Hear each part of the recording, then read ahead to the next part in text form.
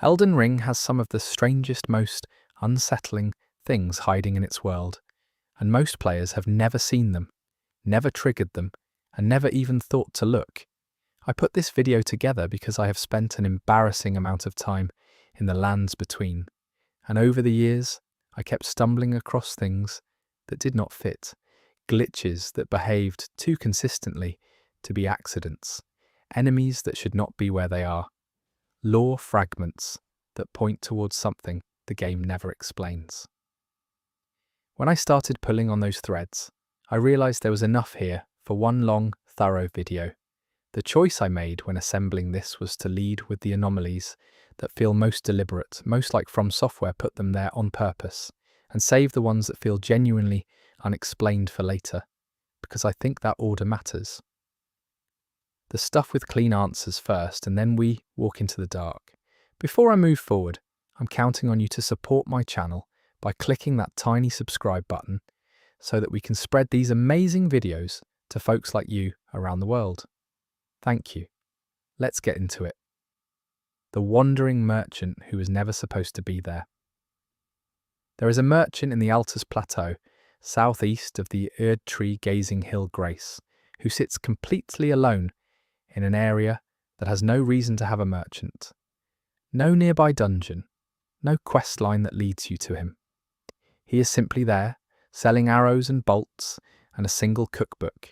And if you kill him, the bell bearing you receive is identical to the one you get from other wandering merchants throughout the world. But here is the part that does not add up. His position on the map suggests he was likely placed to service a dungeon or outpost that either got cut from the final game or was moved. The terrain around him has flattened geometry that, when looked at in map editors and data dumps, shows a cleared circular space where a minor dungeon entrance would fit perfectly. Whether this points toward cut content or just a developer placing a merchant early and forgetting to reposition him, the result is the same.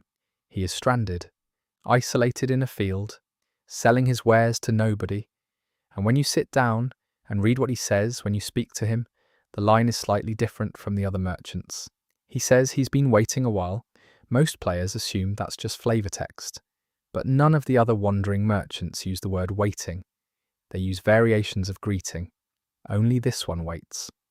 The invisible wall that shouldn't exist in Caelid.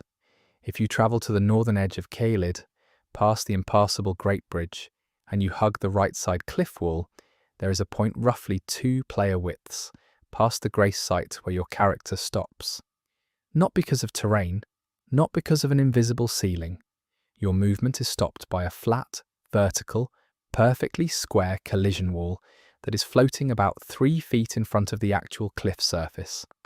The wall is there. Your character bounces off it, but nothing in the game world corresponds to it visually. It does not show up in any known map of Caelid. And unlike the invisible walls that block you from leaving the game's boundaries, this one is inside the playable area, deep inside Caelid, where the cliff is not even near the edge of the loaded world. Players have found similar anomalies in 2 other spots, one in Lindel, near the outer wall of the Altus Plateau, and one in the mountaintops of the Giants, near the freezing Lake Grace. In all 3 cases, the walls are identical in dimension, the same square footprint, the same floating gap between them and the nearest physical surface. One possible reading of this is that they are remnants of an older collision map that was not fully cleaned up before the final build. Another is that they mark the edges of something that was meant to be there and was removed. The fact that all 3 are the same size points toward the latter. Something was planned for all 3 locations, something that occupied the exact same amount of space. The grafted scion that resets incorrectly. The grafted scion is your first encounter in the game. It kills you, that's the point. But there is a sequence of events that can happen if you use a specific exploit during that opening fight that causes the scion to behave in a way the game was never meant to allow. If you manage to survive the fight and kill the scion before dying, which is technically possible if you know how to parry it and land enough damage in the opening seconds, the game plays out a scripted death cutscene anyway. Your character falls. You wake up in the Chapel of Anticipation, as expected, but the scion is dead. The corpse remains where it fell. And here is where things get strange. When you return to the Chapel of Anticipation later in the game through the portal on the 4 belfries, the scion is supposed to be there again, reset, alive, waiting to be fought properly. But if you killed it in the tutorial and the corpse loaded correctly, in that first visit, there is a small chance, not guaranteed, it depends on your hardware and load order, that when you return through the belfry portal, both instances of the scion exist simultaneously. A living one and a dead one. Overlapping. The living one will attack you. The dead one stays on the ground. This is almost certainly a game engine issue, with how the tutorial area and the late game version of that area share assets but are treated as the same location. The dead scion state bled over into the live instance because the game did not expect that corpse to exist. It is a bug, but it is a bug that happens because of something real. 2 versions of the same location loaded on top of each other, and that raises a question about how many other areas in the game might have a ghost version of themselves lurking just underneath the one you can see. What lives under the Church of Inhibition? The Church of Inhibition is one of the more hostile locations in Elden Ring. It sits in the northeast of the Liurnia of the Lakes region, up on a plateau, and the area is cursed. If you approach without the right preparation, you get afflicted with madness, which fills rapidly and kills you before you can even reach the church itself. The enemy that causes this, the frenzied flame tower, can be found and destroyed, but the madness in the area is implied to persist even without it.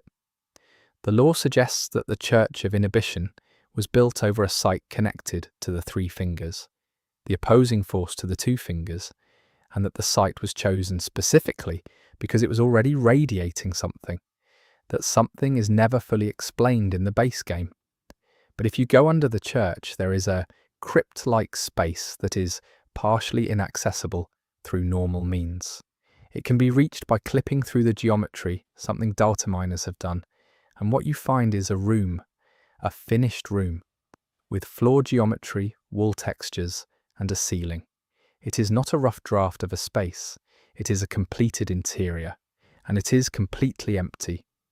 No items, no enemies, no chest, nothing. A fully constructed room beneath the Church of Inhibition that the game never lets you enter and never fills with anything. The most common interpretation is that this was intended to house a questline or a dungeon entrance that was cut. But the room is so clean, so complete, that it also points toward the possibility that it was deliberately sealed, not removed. Sealed. The difference matters because cut content is usually unfinished. This room is finished. Someone made it, furnished it with geometry, and then decided it should not be accessible. The soldier of Godric who has pathing to a location that does not exist in Stormvale Castle. There is a soldier, one of the standard Godric soldiers that line the battlements and hallways of the castle, who has a patrol route that ends at a door. The door is in the east wing of the castle, past the kitchen area, and it is sealed. Not locked. Sealed. It has no handle. The geometry on the other side, accessed through clipping, is a hallway. A short hallway that terminates in a wall. The soldier walks to the door, stops, waits for a moment, then turns and walks back. He does this on a loop. He has been programmed to patrol to a location that is behind a sealed door. For the patrol route to exist, the door had to have been open at some point during development. The hallway behind it, incomplete as it is, points toward a larger section of the castle that was either cut or consolidated elsewhere. Some players have mapped the direction of the hallway and noted that it would have led, roughly, toward the area where you first see the Leonine misbegotten in the castle. The theory is that there was a longer path through that section of the castle, and the soldier's route is a remnant of it. The soldier has no idea it is walking toward a sealed door. It does its job, it patrols, and it is the only thing in Stormvale that still remembers where a hallway used to be. The Erd Tree branch that moves, There is an Erd tree branch in the consecrated snowfield that players noticed months after the game released. It is part of the background landscape, one of the enormous dead branches that jut out of the snow in the region and serve as set dressing, except this one moves, not dramatically, not in a way you would notice immediately. But if you sit at the consecrated snowfield innermost grace and watch the branch in your peripheral view, it sways, slightly, on a cycle that does not match the wind movement of any other branch nearby. The other branches in that area move together, responding to the same environmental wind animation. This one moves on its own cycle, out of sync. Multiple players have verified this. It has been tested across different versions of the game. It sways differently. Not by a lot, but consistently, measurably differently. From Software has not commented on it. There is no item near it, no enemy, no hidden path, nothing triggers it. It just moves on its own time. One reading of this is that it uses a different wind asset, assigned accidentally. Another is that it is a deliberate choice by an environmental artist who is giving one specific branch a slightly different feel. A third, and this one has no real support beyond the feeling it gives people, is that the branch is marking something, that it was placed with intent, and the intent was to make this one branch subtly, quietly different from all the others. As a marker. For what? Nobody has figured out. The two fingers that seem wrong. The two fingers are the guidance system of the lands between. They sit in various round table adjacent spaces and speak through finger readers, and they are the representatives of the greater will, the outer god that established the Golden Order. Each region has a two fingers. Stormvale has one. Liurnia has one. But players who went back and read every piece of dialogue from every finger reader noticed that the two fingers in the round table hold are described slightly differently by different characters. Anya, the finger reader in the hold, describes them in a way that suggests they are old, older than the others. She says something to the effect that these fingers have been here before the hold existed, which is unusual because the hold is supposed to be a space outside of time, outside the lands between, not subject to the same history. If the two fingers in the hold predate the hold itself, that implies something about how long those two fingers have been operating, and it points toward a reading where the two fingers in the hold are not the same class of entity as the regional two fingers, that they are something older, something that the greater will placed or that existed before the greater will's influence. The game never confirms this, but the language Enya uses is specific enough that it seems deliberate. These are not the same as the others, and the question of what they were before they became what they are now is one the game does not answer. The item that cannot be obtained legitimately. There is an item in Elden Ring's data that has no drop source, no merchant, no chest, and no enemy that carries it in the final release of the game. It shows up in the inventory system. It has a name, a description, and stats. It functions as a consumable. Its name translates from the internal files as something close to Amber Draft, and its description, partially reconstructed from the data, suggests it was a healing item connected to Amber, the material associated with the Crucible, and the early age of the Eerie tree.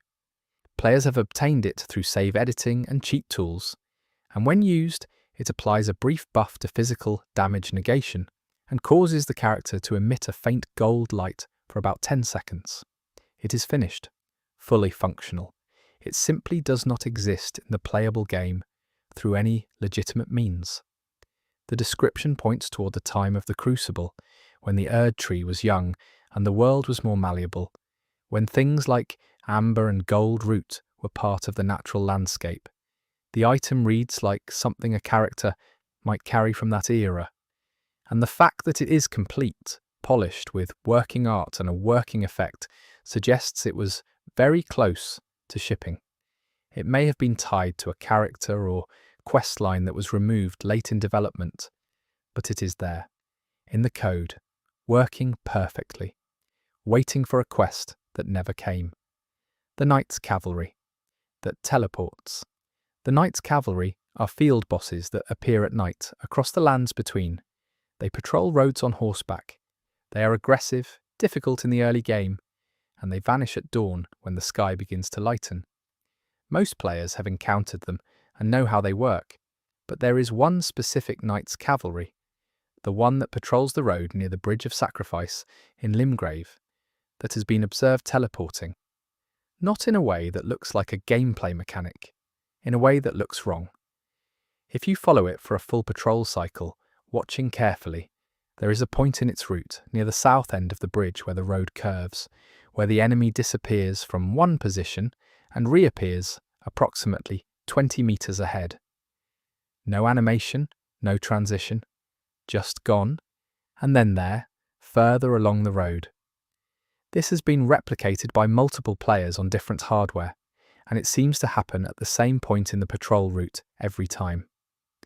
The current best explanation is that the patrol path has a node that was not correctly connected, and the enemy's AI teleports it to the next node when it cannot navigate the gap. But the gap in question is flat, open ground. There is no obstacle. The road is clear.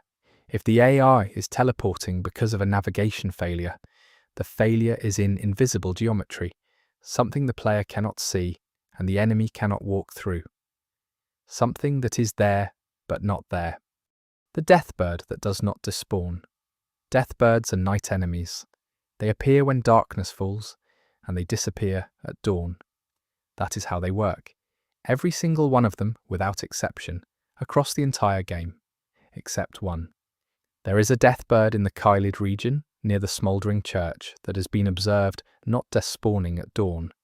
Players who killed time near it, watching it through the night cycle, saw the sky begin to lighten, watched every other night enemy in visible range dissolve and fade out, and watched this deathbird continue standing exactly where it was. It did not attack. It did not move. It just stood there in the daylight. After a period of time, roughly 5 to 10 minutes, of real-world idle time at the Grace, it finally disappeared. But it was delayed, dramatically delayed compared to the standard despawn timing. The smouldering church is notable for being connected to Margit and Patches, and being a relatively story-adjacent location. Whether that connection means anything for the deathbird, or whether the delayed despawn is simply a bug local to that enemy's spawn configuration, is unclear. But players have gone back to check repeatedly, and the delayed despawn happens consistently at the same location, the same bird, the same church. Every time, it lingers a little longer in the morning light than it should. The sound that plays in the deep-root depths. When nothing is there. The deep-root depths is one of the more atmospheric areas in the game. It sits beneath the Erd tree, in an underground space filled with roots, water, and decay. It is quiet in the way that underground spaces are quiet, but players who turn their audio settings up and listened carefully in a specific corner of the deep-root depths, near the Across the Roots Grace in the northern section, have reported hearing a sound that does not correspond to any known enemy, ambient effect, or environmental trigger in that area. The sound is low, a sustained low hum, almost sub-bass in register, that pulses at irregular intervals. It is not the ambient music. The ambient music in the deep-root depths has been isolated and analysed, and this sound is not part of it. It is not the sound of the root structures, which have their own creaking, settling audio. It is something else, underneath everything, pulsing.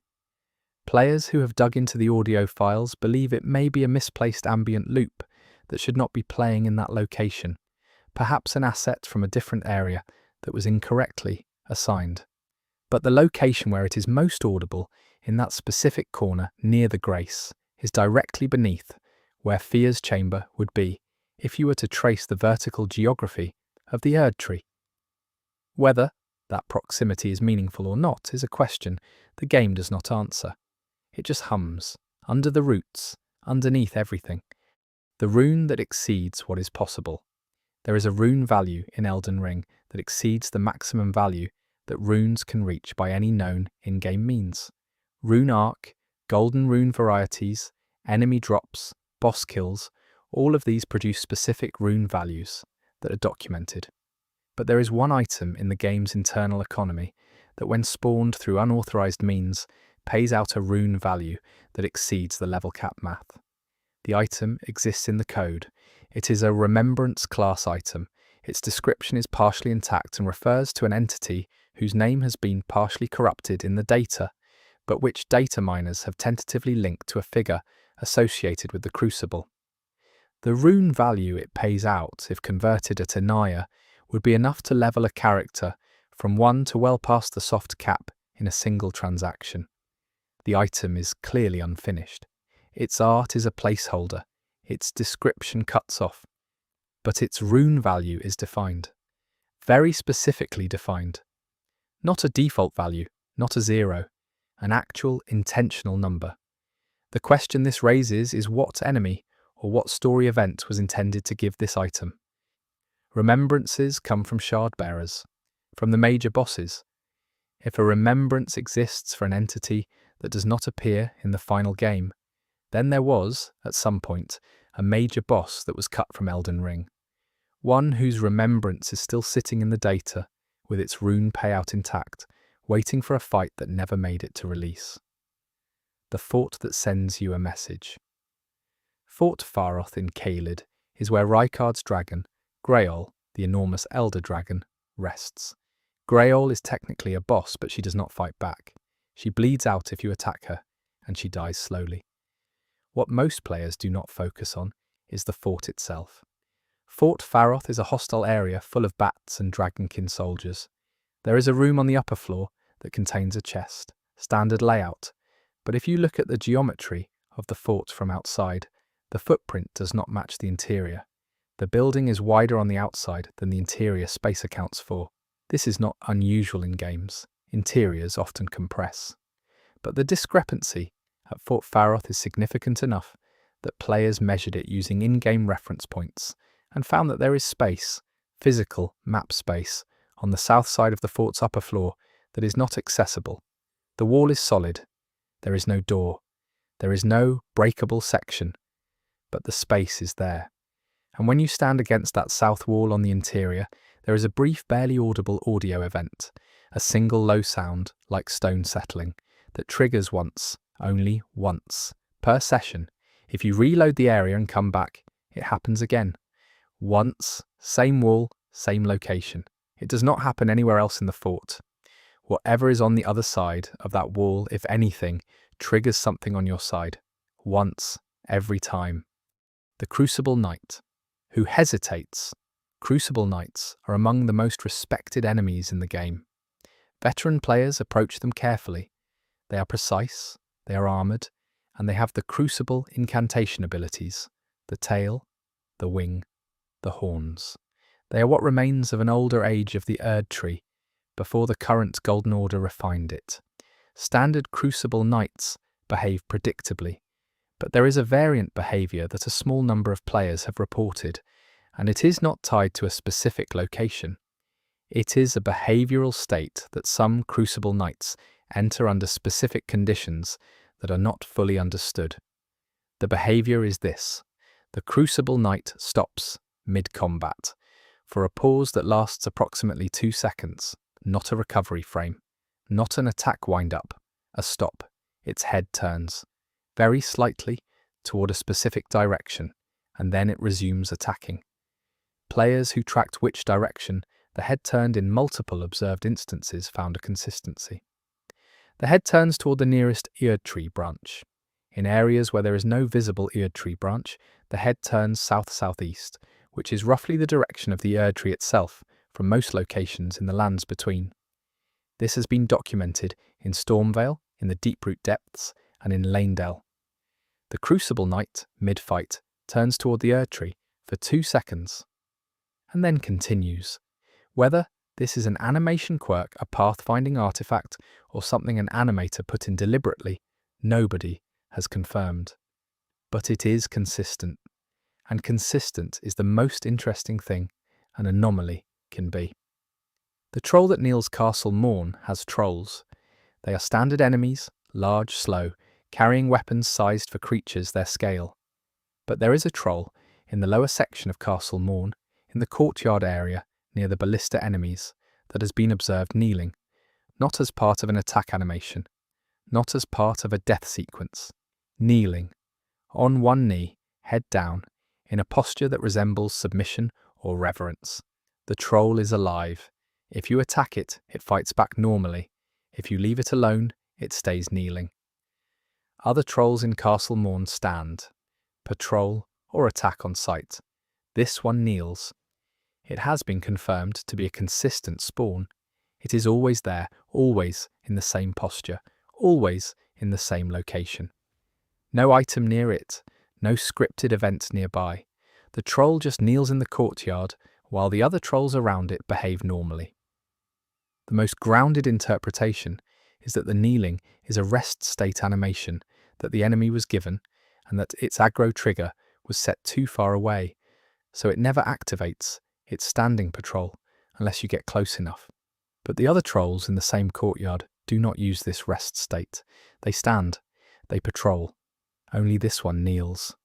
And the posture it uses does not match any standard enemy idol. It looks like a motion-captured human kneeling.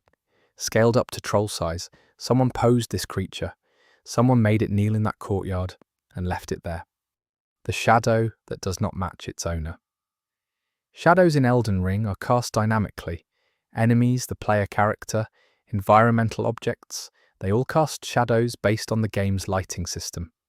In most cases, the shadows match their sources exactly, but there is a specific enemy in the Siofra River, one of the standard ancestral follower archers that populate the underground region, that casts a shadow which does not match its model. The ancestral followers are tall, deer-antlered humanoid figures. Their shadows reflect this shape, but one specific follower in the Siofra River, located near the raised platform area in the southwestern section of the region, casts a shadow with a different silhouette. The shadow shows a figure with the rough proportions of a human. No antlers, slightly shorter, the follower itself is entirely normal to look at. Full antlers, correct height, correct model, but its shadow shows something else, something human-shaped. The shadow casting geometry for that enemy is different from its visible model. Whether this is a corrupted asset, a placeholder model from development that left a shadow phantom behind, or something else, it produces an effect that is genuinely unsettling. An enemy that looks like one thing but casts the shadow of another.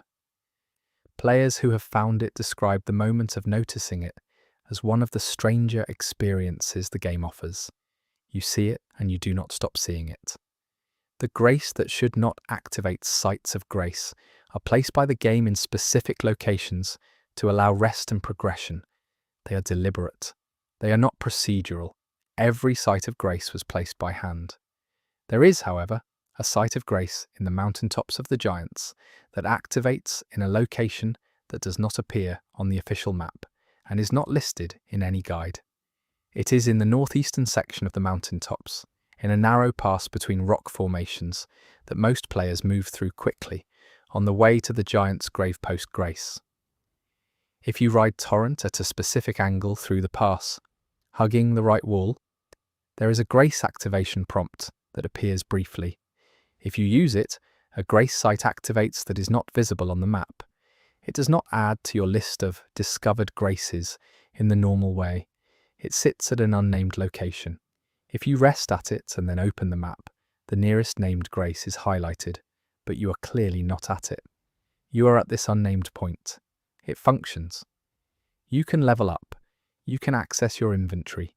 You can warp from it. But it has no name, and when you leave and come back, it is gone. The activation prompt does not reappear. The grace does not show on the map. You rested at something that was, briefly, real, and then it was not. The message left by the developer. This one is documented, it is real. In the game files for Elden Ring, in the sound data for the ambient audio of Farum Azula, there is an embedded text string. Not a comment in code, not a file name. An actual text string in the audio data, in Japanese, that when translated reads approximately as the sound of time breaking apart. Not a title for the track, not metadata, a description, written by whoever authored the audio asset, left in the file. It is the kind of note a sound designer writes to themselves about what they were trying to evoke, and it was never removed, it shipped with the game. Thousands of players listened to the ambient audio of Farum Azula, the crumbling time-fractured city floating in the void, and that string was sitting inside the file the whole time. The sound of time breaking apart. What makes this notable is not the note itself. It is the specificity. The designer was not thinking about Farum Azula as a location. They were thinking about what it sounded like from the inside. What the experience of standing in a place where time has come apart should feel like in audio. That is the anomaly here. Not a glitch, not a mystery, just a moment where someone's private thought about what they were making was left behind, embedded in the thing they made. And you can go listen to the audio right now and know that when you do, you're hearing the sound of time breaking apart, exactly as someone once decided you should. The painting that does not have a destination. The paintings in Elden Ring are a mechanic. You find a painting, you find its real-world location in the game world, you go there, and you receive a reward. It is a puzzle mechanic built into the world. Most players are aware of it. What most players are not aware of is that there is a painting in the game's data that has no corresponding destination. The painting is called, in the internal files, something close to Wandering Isle. It is a complete painting. It has a frame. It has art. It depicts a coastline. Cliffs, water, pale sky. The art is finished. If you spawn it into the game through unauthorized means, it hangs on the wall like any other painting. But there is no location in Elden Ring that matches the scene it depicts. No coastline in the lands. Between or its underground spaces matches the cliffs, and water in the painting. Players have spent significant time trying to match it. The angle of the cliffs, the colour of the water, the vegetation style. Nothing in the released game fits. The painting either depicts a location that was cut from the game, or it depicts a location that was never in the game to begin with, something outside the lands between entirely. The lands between does not have a coast in any accessible area. There are maps and references that imply ocean surrounds the landmass, but no playable coastline exists. The painting shows a coast, and it leads nowhere. The flask that overfills. There is a glitch, rare but documented, in which the player's crimson flask counter goes above its maximum. Not in a way that gives you infinite heals. Not in a way that breaks the game. In a specific way. If a player uses their last charge of the Crimson Flask at the exact moment a sacred tier upgrade triggers at a site of grace, there is a small window in which the game processes both events simultaneously. The flask charges are set to 0 by the use. The sacred tier raises the maximum by 1. Both processes read the current value before the other has committed. The result in rare cases is that the counter reads 1 above the new maximum. You have, for example, 12 out of 11 charges. You can use the 13th heal. You cannot gain a 14th. Once you use a charge, the count normalizes and the glitch does not persist. But in the window where it happens, you have a flask that overfilled. What is interesting about this is not the glitch itself. It is what it reveals about the game engine. The flask system does not validate its own maximum value in real time. It trusts that the processes feeding into it will not contradict each other. When two processes write to the same variable at the same time, the system accepts both, adds them together, and produces a number that should not exist. It is a small window into the way the game is built. The flask system trusting a world that for one moment stopped being consistent. The dog that survived. In the early sections of Limgrave, near the gatefront ruins, there are dogs, standard hostile dogs. They are fast, they inflict bleed, and they are a memorable difficulty spike for new players. They behave like all hostile dogs in the game. aggressive, loud, chasing on sight. But there is one dog, south of the ruins proper, in the grass near the road to Stormgate, that players have reported not attacking. Not ever. It runs toward you, which triggers the expectation of an attack, and then it stops.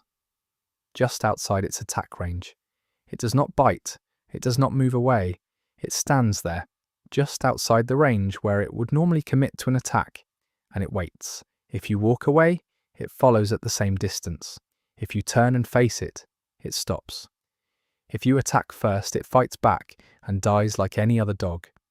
But if you never attack it, it never attacks you. It follows. It keeps its distance. It waits. Players have tried walking it across Limgrave to see how far it will follow.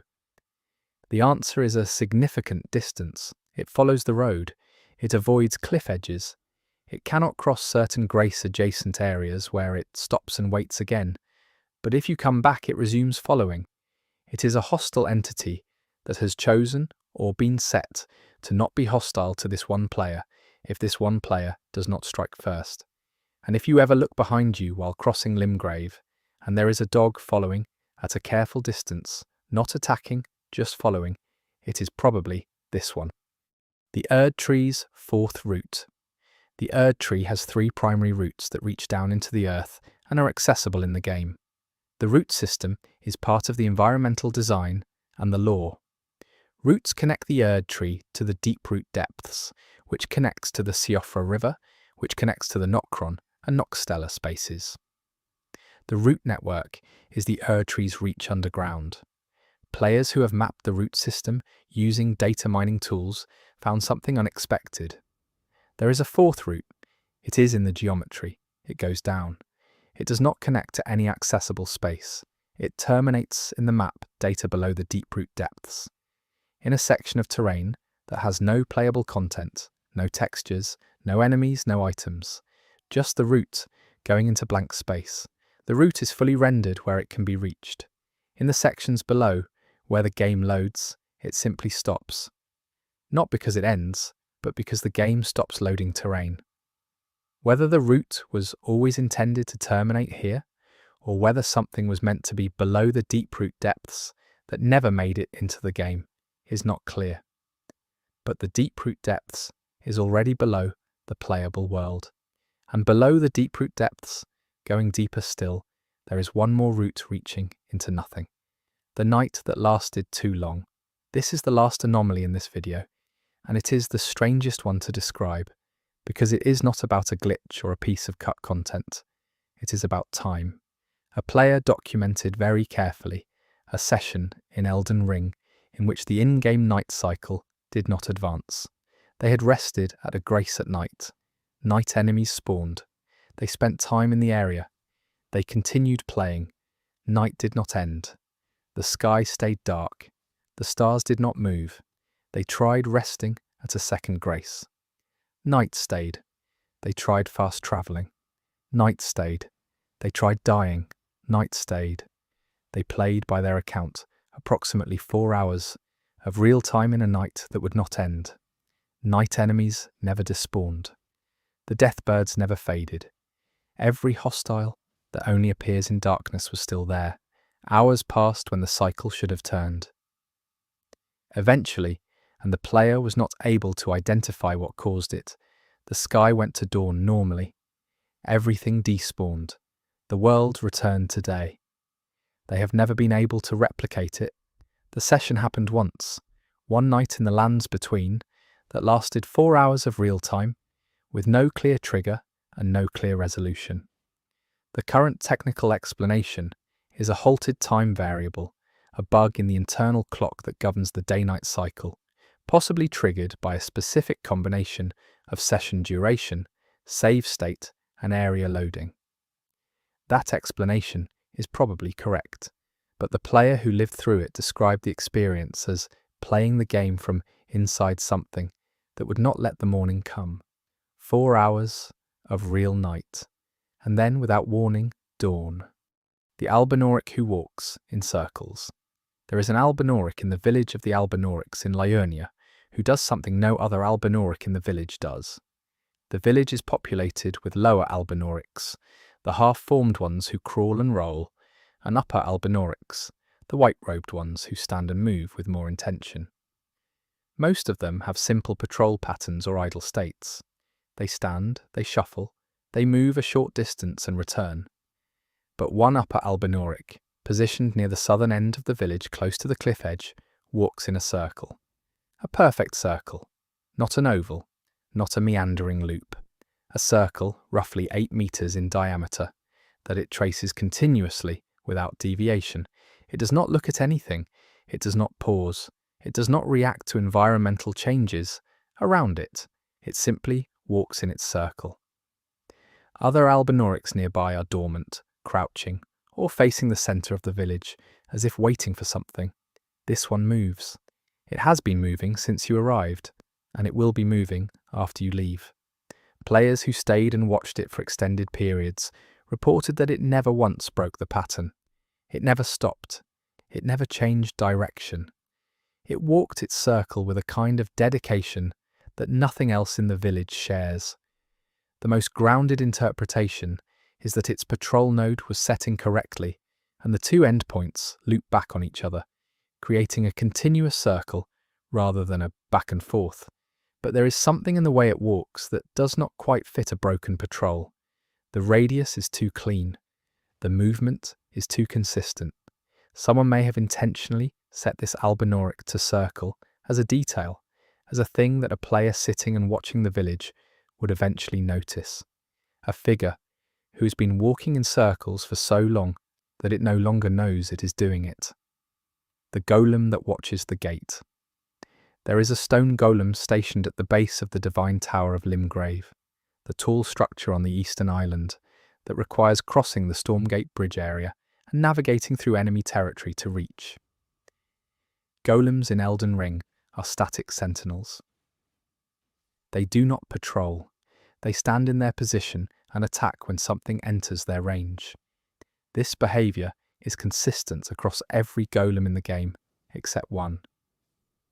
The golem stationed at the western approach to the Divine Tower of Limgrave, the first one you encounter when ascending toward the tower entrance, has a facing orientation that is different from its aggro behaviour. The golem faces south. The path the player uses to approach is from the west. When you enter its aggro range, approaching from the west, it turns and attacks as expected. But before you enter its range, if you observe it from a distance, it is not facing the approach path. It is facing south, toward the edge of the island, toward the water, away from any enemy threat, any approach vector, any reason to face that direction. Every other golem in the game faces its relevant threat vector. The one at the bridge faces the bridge. The ones in Lanedale face the roads. This one faces south, toward nothing. The simplest reading is a placement error. The golem was rotated incorrectly and left facing the wrong direction. But golems are placed with deliberate care because they are large, significant obstacles that define player routing through areas. The idea that this one was simply pointed wrong and nobody caught it is possible. The alternative reading, that it is watching something to the south that players cannot see, is less provable and more interesting.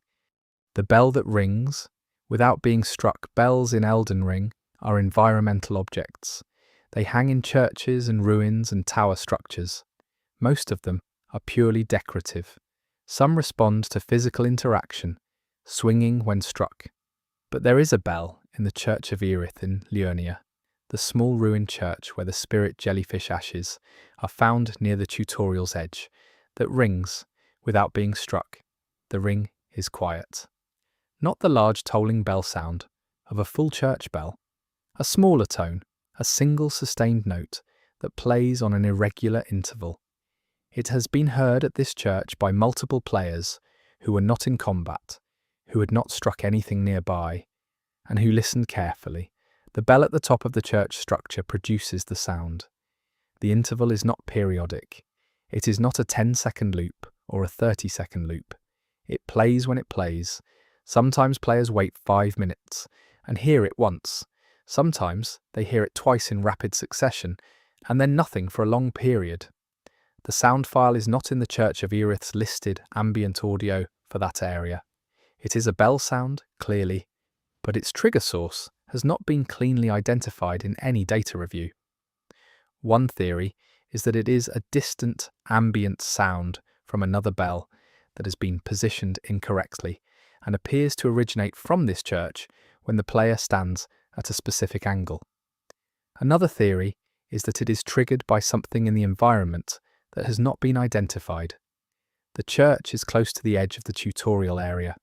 It is close to the geographic border between starting Limgrave and Leonia, and it rings, sometimes, for nobody. The enemy. Inside the wall of Raya Lucaria. Raya Lucaria Academy is one of the major dungeon areas in Elden Ring. It is a large, multi-tiered structure filled with sorcerers, magic constructs, and animated objects. The geometry of the academy is complex. Tall towers, interior courtyards, multiple floor levels. And somewhere inside the wall of the academy's outer structure, in the thick stone wall that separates the main courtyard from the exterior of the building, there is an enemy. Not placed in a room, not in a corridor, in the wall itself. Players who have clipped through the geometry of Raya Lucaria have found it, a Raya Lucaria sorcerer, a standard enemy type found throughout the academy, standing in a pocket of empty space inside the wall geometry. The sorcerer is in its idle state. It is not attacking. It is not patrolling. It is simply standing in a space that it could not have been placed in through normal design, because the space has no entrance, no door, no corridor connecting it to the rest of the academy. The sorcerer is inside the wall. It has an active AI state.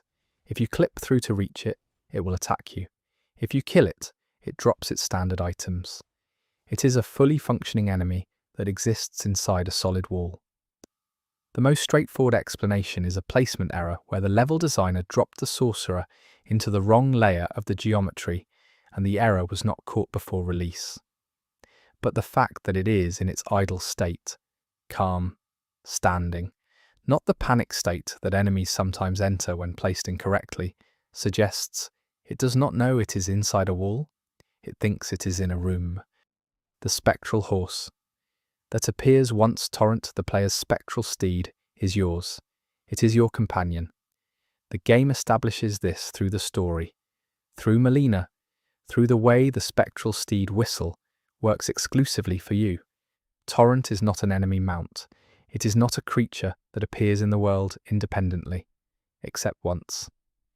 There is a documented, video-captured instance of a spectral horse, matching Torrent's model exactly, appearing in the open field of Limgrave, north of the Aghil Lake North Grace, riderless, running at full speed north to south across the field, and then disappearing. The player who captured it was not mounted. Torrent was in their inventory, unspawned. The horse that appeared was Torrent's model. Its movement matched Torrent's gallop animation exactly. It ran across the field, through the grass, and faded out at the edge of the player's draw distance. No enemy was riding it. It was riderless. It ran. This has been observed by fewer than 10 players in all of Elden Ring's documented player history. It does not appear to be replicable on demand. The most technically grounded explanation is that the game briefly spawned the horse model due to a memory error, a fragment of Torrent's data loaded into the world independently before being culled. But Torrent's model is not a world object. It should not be present in the open world spawn list. For it to appear, something would have had to call for it. And the question of what called for a riderless Torrent to gallop across Limgrave and then disappear is one the game has not answered for the players who saw it. The scarab that does not leave a rune. Teardrop scarabs are small fast creatures that run from you and drop upgrade materials or spells when killed. They are one of the more satisfying things to hunt in the lands between. They scatter, they dodge, they try to escape, and when you catch them and kill them, they give you something. Always. Every teardrop scarab in the game gives an item on death, except one. There is a scarab in the Weeping Peninsula, in the open field west of Castle Morn, that runs correctly, flees correctly, and dies correctly, but drops nothing. No item, no rune, no death animation that includes a reward. It dies and leaves nothing. Players who have killed it multiple times across multiple play sessions confirm the same result every time. The scarab runs, the scarab dies, nothing. The Weeping Peninsula scarab is not listed in any known drop table with an empty entry. Its absence from the reward system suggests that whatever item it was assigned was removed, and nobody assigned it a replacement. The scarab remained. The item it was supposed to drop did not, so it runs across the field, west of Castle Morn, still trying to escape something, still doing everything a scarab does, and when it dies it has nothing to give. Whether the item it once carried was cut content, a debug item, or something connected to a removed questline is not currently known, but the scarab keeps running, and every time someone catches it and kills it, they find out it has been empty for a long time. The grace that faces away from the Erd tree. Every site of grace in Elden Ring has a beam of light that rises from it and points toward the Erd tree. This is the game's navigation mechanic. Players use the grace light to find their direction. The Erd tree is the centre of the world, and the graces point to it. This is universal. Every grace points toward the Erd tree, except one. The fourth church of Marika, in the western portion of Weeping Peninsula, has a site of grace outside its entrance. The church itself is unremarkable, a damaged structure containing a sacred tear. But the grace outside it, when examined carefully, does not point toward the Erd tree. Its beam angles south. The Erd tree is to the north and northeast of this location. The beam should point clearly in that direction. It does not. It points south, over the water, away from the Erd tree, toward nothing visible. Players noticed this early after the game's release. Some assumed it was a visual bug caused by the terrain, but the grace beams in Elden Ring are deliberately directional. They are a designed feature, not an approximation. The beam from the fourth church of Marika's grace points south, and it has done so in every version of the game since launch. One possible reading is that there is something south of the Weeping Peninsula that the game knows about and the player does not. A location over the water that was intended to exist. Another is that the church itself has something unusual about it, that a site associated with Marika's worship in a region called the Weeping Peninsula, pointing away from her tree, is not an accident, that the fourth church of Marika's grace is not pointing home. It is pointing somewhere else. The message written in bones. This is not a glitch.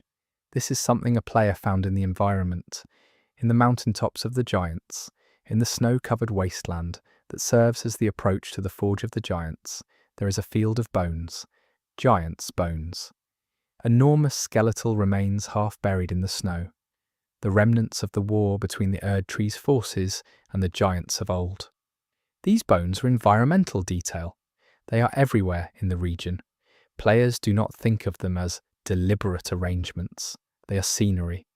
But one player, flying over the region with a camera exploit that allowed aerial viewing of the map, noticed that a section of the bones in the northeastern quadrant of the mountaintops forms a pattern. Not a recognizable word or symbol, not something with a clear meaning, but a pattern. Straight lines and angles that do not occur naturally in how bone debris scatters.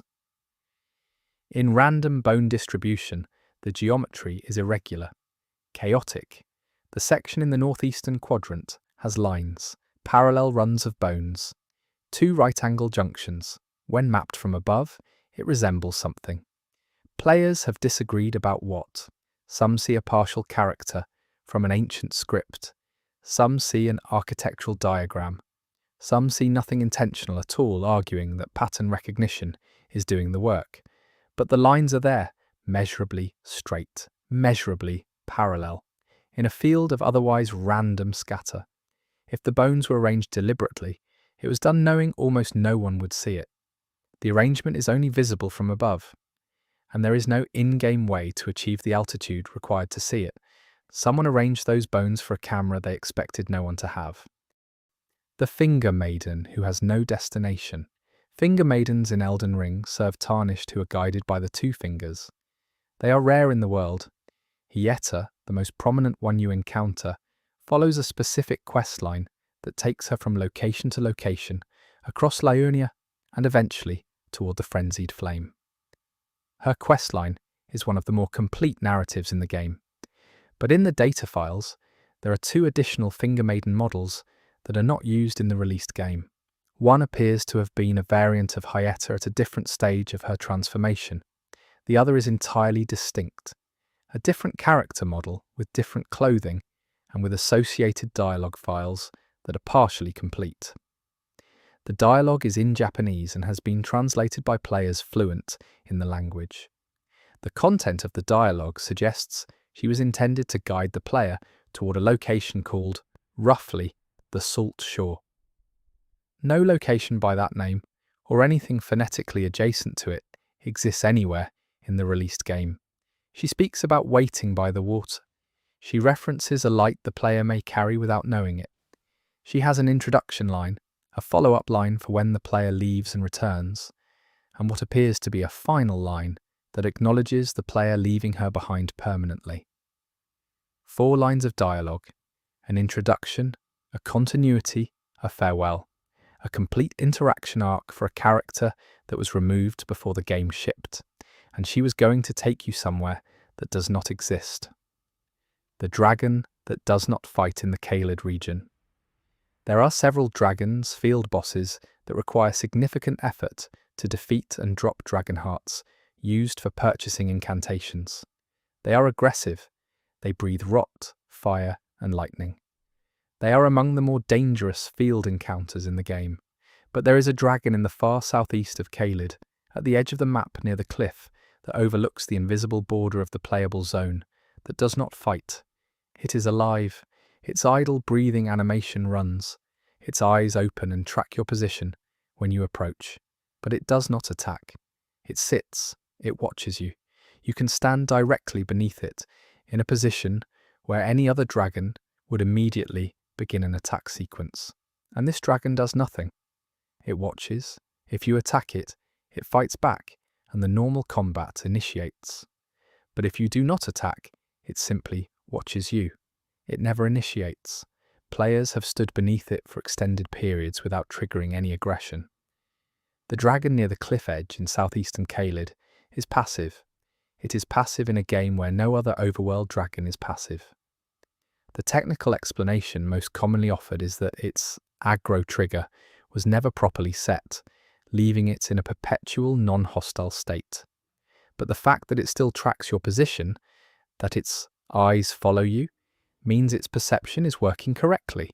It sees you. It knows you are there. It has just decided or been told not to do anything about it. The Tree Sentinel who stands in water.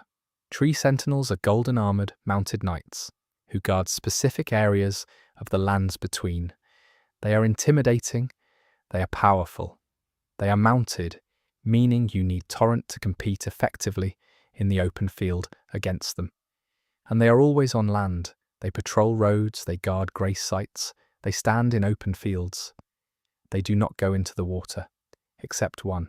In the lake region, north of the scenic isle Grace in Liurnia, there is a tree sentinel that is standing in the lake, not at the edge of the lake, not on a shallow shore. In the water comes up to its horse's chest. The sentinel stands there. It does not patrol. It does not approach the shore. It watches the surrounding area from its position in the middle of the lake. Players who discovered it early on assumed it was guarding an item or a path through the lake. There is no item near it in the water. There is no path. The tree sentinel is simply in the lake. Its patrol behaviour is inactive. It does not roam. It stands in the water and watches. When approached, it behaves like any tree sentinel, charging and attacking. But it initiates its charge from a standing position in chest-deep water, and its horse churns through the water to reach you with a visual effect that is both unusual and slightly absurd given the gravity the game normally assigns to these enemies. Nobody has explained why a tree sentinel was placed in the middle of a lake with no guard objective and no patrol route. It stands in the water and it watches. That is all it does. The writing on the ceiling of the Farum Azula arena. The arena where you fight Malekith, the Black Blade, in crumbling Farum Azula is one of the most dramatic locations in the game. It is a massive circular space at the top of a crumbling tower, with the sky and void visible in every direction, and the fight is designed to be one of the game's most intense. Most players are focused entirely on the fight and have never looked up during it. If you do look up during the Malekith encounter, you will see the ceiling of the arena space, the underside of the tower structure above. And on that ceiling there is writing, runes, carved into the stone. The writing is not the generic decorative script that appears throughout Elden Ring's stone architecture as texture work.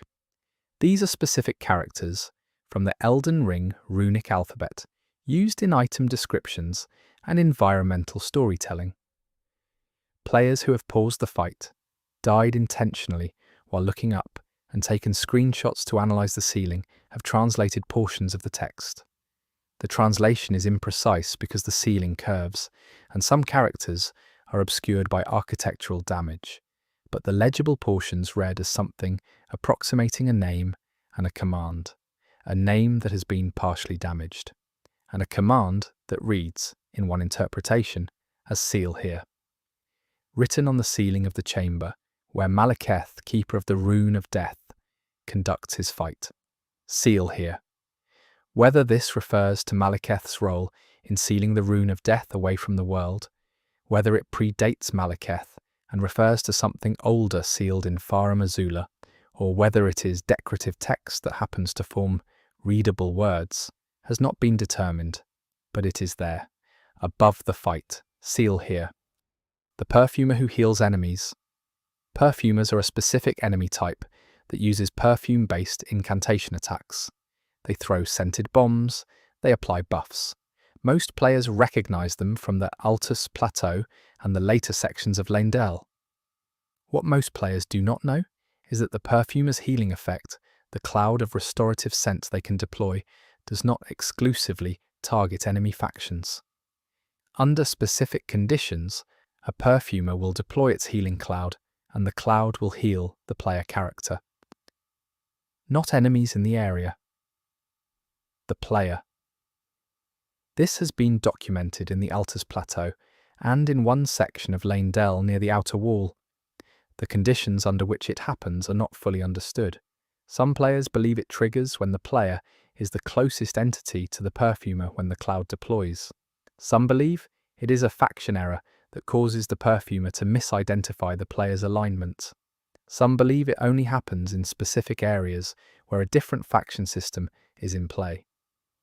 Regardless of the cause, the result is a perfumer actively healing you in the middle of a fight where it is also attacking you. It is an enemy that is simultaneously trying to kill you and keeping you alive. The healing is real. It applies HP. Players have used it deliberately by staying close to specific perfumers during combat and kiting the fight to preserve the heals. Whether this is an exploit of a genuine bug, or whether a perfumer somewhere briefly decides you're an ally, the practical experience of being healed by an enemy mid-combat in Elden Ring is strange enough to sit alongside anything else in this video. The ghostly night at the capital ramparts in Leyndell Royal Capital, the outer ramparts that overlook the city from the elevated approach near the outer wall Phantom Tree Grace. There is a section of walkway where players have reported seeing a figure.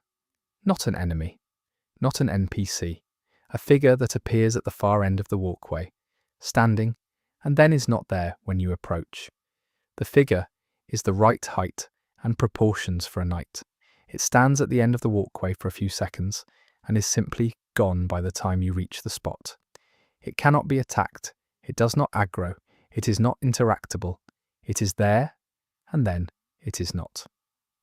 Players who have experienced this describe it as a slightly translucent figure, lighter than the environment around it, standing at the end of the walkway and looking toward the interior of the capital. A few players have gotten close enough to suggest it resembles one of the Erdtree Sentinel models the golden knights that guard Lanedel's major intersections. Others say it is too faint to be specific about the model. The current best technical explanation is a rendering artifact, a LOD model from a distant enemy, loading incorrectly at the wrong distance and then being culled when the player approaches and triggers the correct load state. This is plausible. It is probably what it is, but the location at the end of a rampart overlooking the capital of the Elden Ring's dying empire and the figure's posture, standing and looking inward rather than outward toward a threat, makes the rendering artifact explanation feel almost like a choice. The talisman pouch that appears. Twice talisman pouches in Elden Ring are key items that increase the number of talismans you can equip. They are given by specific NPCs at specific points in the game. There are a limited number available per playthrough. The distribution of talisman pouches is fixed. You receive the first from finger reader Enya upon acquiring your first great rune. You receive additional ones from advancing specific questlines and defeating specific bosses. The count is known. Players have documented it completely.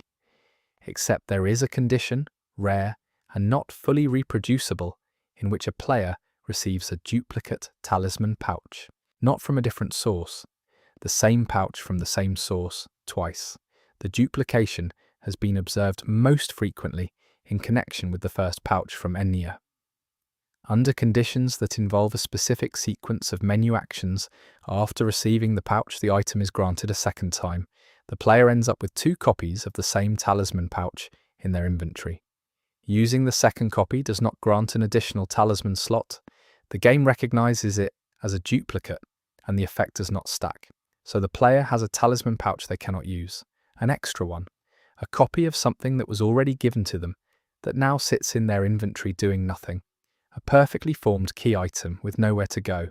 Whether this is a flag error in how Enya processes the quest state, or something about the menu interaction that confuses the grant system, it produces an item that should be singular and unique that has somehow been given twice, a gift that forgot it was already given. The rune arc that glows in the wrong colour. Rune arcs in Elden Ring glow with a faint golden light when held in the inventory. This is consistent. Every rune arc in every player's inventory has the same ambient golden glow. It is part of the item's visual design. But there are documented instances, rare and not reproducible on demand, of a rune arc appearing in a player's inventory with a different colour glow. Not gold, a pale blue. The item is otherwise identical to a standard rune arc. Its name is correct. Its description is correct. Its function is correct. When used, it activates the player's great rune exactly as a standard rune arc does, but it glows blue. The blue glow has been documented in screenshots from multiple players across different hardware and game versions. It is not a monitor calibration issue. The surrounding inventory items are their correct colours. Only this specific rune arc is blue. Players have used the blue glowing rune arc and reported that its effect is indistinguishable from a standard arc. No additional buff, no different duration, no visual difference on the player character. Just a rune arc that chose to be blue for reasons the game does not explain. The blue glow matches no other item in Elden Ring's colour palette. It is not the blue of the moon or of Ranni's questline. It is something else, something that does not belong to any established visual language in the game's design. It looks like a mistake, but mistakes in item glow do not typically choose a colour that matches nothing else in the game. They reflect a texture default, a rendering fallback. Blue is not a fallback. Blue was somewhere in the data for a rune arc that most players will never find. The giant hand that reaches from the fog. This one is extremely rare. Fewer than 20 documented encounters exist in the entire player history of Elden Ring. In the area approaching the Halig tree, specifically in the consecrated snowfield, during low visibility fog conditions, players have reported seeing a hand, an enormous hand, reaching out of the fog at the far edge of the render distance. The hand does not belong to any known enemy. It is not a giant's hand. It is proportioned differently from the giants of the mountaintops, longer and more slender, with a reach that would suggest a creature of impossible scale. It reaches from the fog horizontally, holds the position for a few seconds, and withdraws. It does not attack. It cannot be reached. It is too far away, at or beyond the game's visible range. Players who saw it describe it as clearly visible against the fog, but impossible to approach. Moving toward it produces no reduction in distance. It stays at the edge of vision, and then it is gone. The technical explanation most commonly offered is a rendering artifact from a massive enemy in an adjacent area, loading its geometry incorrectly through the fog boundary. The putrid avatar enemies in the region are large and have reaching arm animations. A fragment of their geometry loading incorrectly at an extreme distance could produce a large reaching limb effect. This is probably what it is, but the documented cases describe something too large to be a putrid avatar's arm. The scale is wrong, and 20 players across the entire world have seen something reach out of the fog in the consecrated snowfield and then withdraw. If it is a rendering artifact, it is a very large one. If it is something else, no one has gotten close enough to know. The sorcerer who speaks. This is one of the most discussed anomalies in the Elden Ring community, and it remains unexplained. In the Raya Lucaria Academy, specifically in the large library room where Moongrum, the Carian knight, patrols on the upper level, there is a glintstone sorcerer enemy type standing near one of the bookshelves on the lower floor. These sorcerers are standard enemies. They cast sorceries at range. They do not speak. Enemy types in Elden Ring do not have voice lines or dialogue. They have attack sounds, ambient sounds, and death sounds. They do not speak. But a small number of players have reported in this specific library room hearing what sounds like a whispered voice that does not correspond to any known ambient audio for the area. The sound is quiet. It is at the edge of audibility. Players who have heard it and recorded it have slowed down the audio and analysed it. The consensus is that it sounds like a single word repeated twice. The word, in the phonetic analysis players have done, sounds like either stay or stray, depending on the listener. It occurs when the player stands near the bookshelf sorcerer, not near Moongrum, not near other sorcerers in the room, specifically near this one. The audio file producing the sound has not been identified in any data review. It does not appear in the library room's known audio assets. A whispered word. Near one specific sorcerer. In a room that should have no voice. Stay or stray. Twice, and then nothing. The phantom of the jellyfish spirit. Jellyfish are one of the more peaceful presences in the lands between. They float through certain areas and do not aggress. They are ambient creatures. Near the beginning of the game, in Limgrave around the Stormhill Shack, you encounter them floating above the road at night. They are gentle, and one of the first spirit ash summons the player can find is the spirit jellyfish ashes, a summoned jellyfish that assists in combat. But there is a phenomenon related to the spirit jellyfish that has been documented by multiple players. In certain areas, after summoning and then dismissing the spirit jellyfish ash, a transparent version of the jellyfish remains, not fully visible. A faint, barely there outline of the creature, hovering in the spot where the summon was dismissed. It does not move, it does not interact, it is not attackable. It remains for a variable period of time, anywhere from 30 seconds to several minutes, and then fades. This is not the standard dismiss animation, which resolves cleanly. The phantom persists after the animation completes. Players have documented it in multiple locations including Stormvale, the Deeproot Depths, and the Altus Plateau. The jellyfish ghost stays where the real one was and then eventually leaves. Whether this is a graphical artifact of the summon system, not fully clearing the visual data of the dismissed ash, or whether it represents something more intentional, perhaps a deliberate design choice to imply the spirit's lingering presence, is not clear.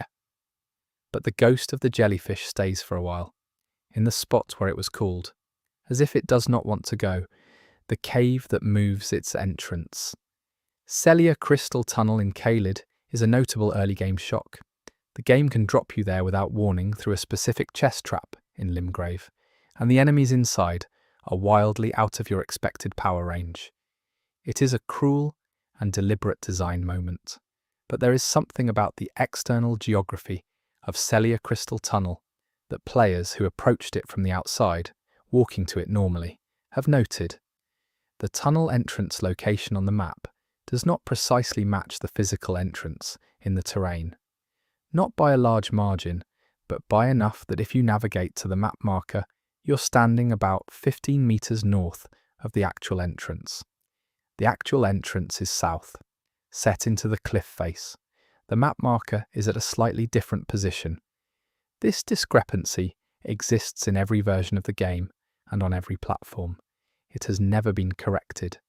For every other minor dungeon in Elden Ring, the map markers align with the physical entrance closely enough to be functionally accurate. Celia Crystal Tunnel's marker is off.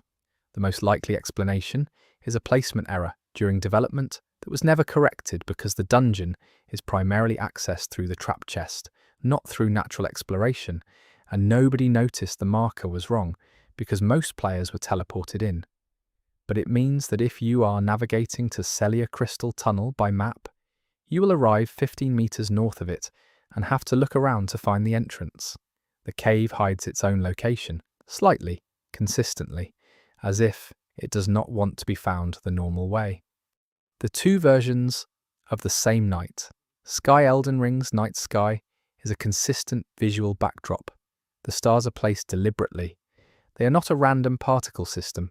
Specific constellations and arrangements appear in the night sky, and some of them have been analysed in relation to the game's lore, particularly in connection with the stars falling, as described in the opening narration. Players who have compared the night sky from different locations in the lands between have noticed something.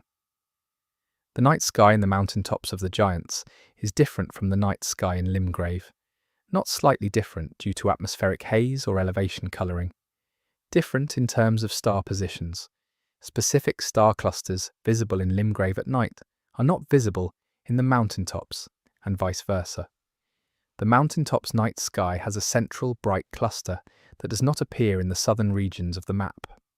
Limgrave's night sky has a horizontal band of dense stars along the western horizon that the mountaintop's version does not show. These are not the same night sky rendered from different latitudes. These are two different night sky textures applied to two different regions of the map.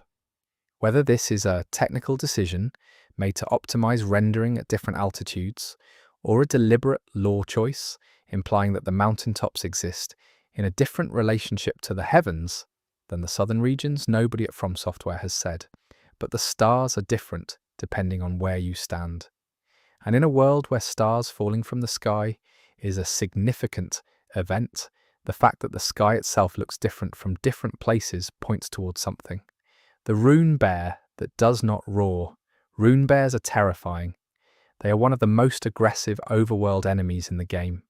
They are fast, they are powerful, they enter a berserk state when below half health, and they announce their presence with a loud, bellowing roar. The roar is a consistent behaviour. Rune bears roar. Except there is a rune bear in Mistwood, in Limgrave, the dense forested area on the eastern side of the region, that does not roar. It charges silently. No warning, no announcement. It simply charges the moment you enter its aggro radius, and it does so in complete silence.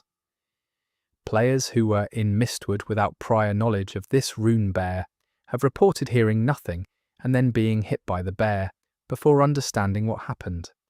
The other rune bears in Mistwood, and there are multiple, roar normally. This one does not. It has no roar. It charges without sound. Whether this is a missing audio assignment for this specific enemy instance, whether the roar behaviour was disabled for this bear as a design choice to make Mistwood slightly more unpredictable, or whether something in the audio system for this enemy is simply broken, the result is the same. The silent bear in Mistwood runs at you without warning, And in a game where audio cues and enemy tells are significant parts of combat communication, an enemy that removes its own tell is something worth noting. The rune bear in Mistwood has learned, or has been taught, not to warn you. The texture that should not be visible.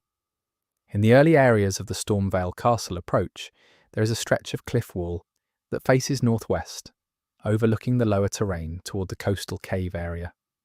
The cliff face is textured with the standard limgrave stone and dirt materials, but on a specific section of this cliff, at a height roughly twice the player character's jump height, there is a texture seam where two different materials meet. This is normal. Texture seams exist everywhere in large open-world games, but the material on the other side of this seam is not a limgrave material. It does not match anything in the area. It is a dark, fine-grained stone texture, with a slight gloss closer to the interior materials used in legacy dungeons and catacombs than anything found on Stormvale's exterior. The material exists only in this one visible patch, at this one seam, on this cliff face. From the right angle, at the right distance, you can see a section of dungeon interior texture bleeding through the exterior of the cliff wall. Something is behind this cliff. Something with dungeon interior materials. Data mining of the area has identified a partial interior geometry block, unfinished and without lighting, at roughly the correct position behind this cliff face. A room, or the beginning of a room, with interior stone walls embedded in the terrain behind Stormvale's approach. It has no entrance, it has no items, but its walls have that dark gloss stone that leaked through to the outside. Something was being built here, behind the cliff, and the surface sealed over it before it was finished. The texture got out, the grace that changes its name. This is specific and has been documented carefully by players who noticed it. The site of grace at the bottom of the Siofra River, near the central area of that underground region, is called Siofra River Well Depths. That is its name when you first discover it and rest at it. But players who have rested at this grace continued through the Siofra River, completed certain steps in Blade's questline and Rani's questline, and then fast-travelled back to this grace have reported seeing a different name.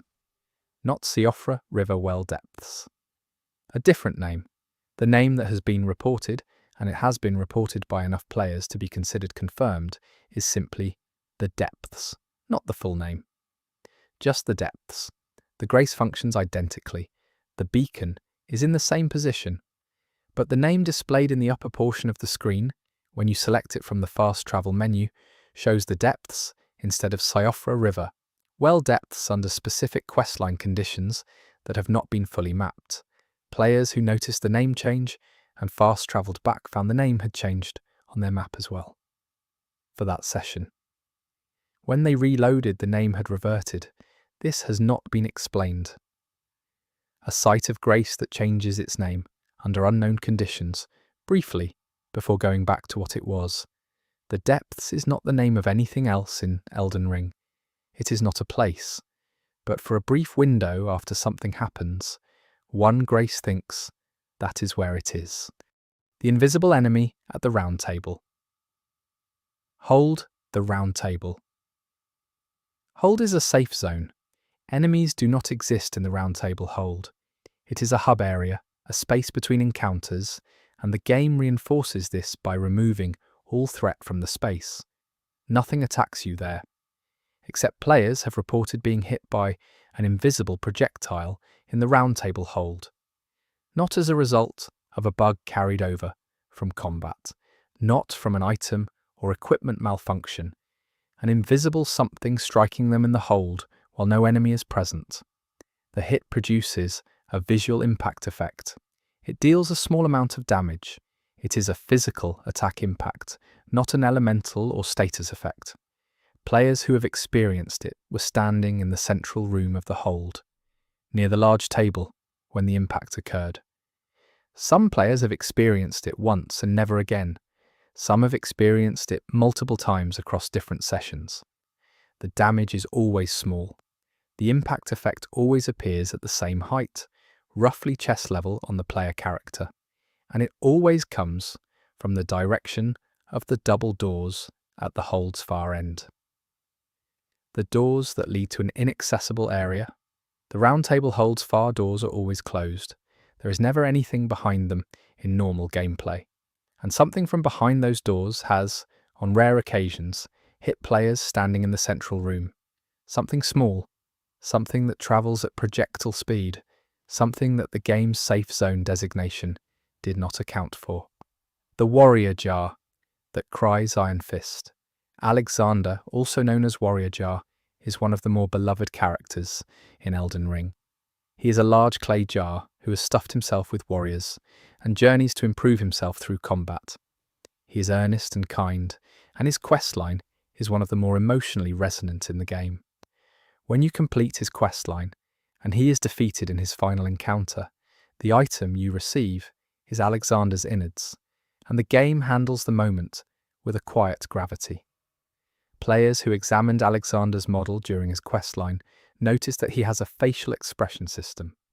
His round eye-like apertures can change their shape slightly to convey different emotional states, wide for surprise, narrowed for determination. This is subtle but present. Players who have watched Alexander very closely during his early questline encounters, specifically when he is stuck in the ground in Limgrave and asks for your help, have noticed that the moisture on his clay surface, the environmental wetness that the game applies to surfaces in humid or rainy conditions, collects around his eye apertures in a way that, given the expression system, looks like tears. He is stuck in the ground. He has been there for a while. The wetness of the terrain collects around his eyes. Whether an animator intentionally positioned the moisture effect to read emotionally, or whether the physics of wetness on a clay surface with eye-shaped apertures simply produces that effect naturally, Alexander, in his stuck state, looks like he has been crying, and nobody pointed it out to him because he's so happy to see you. The bell bearing that describes something that does not exist.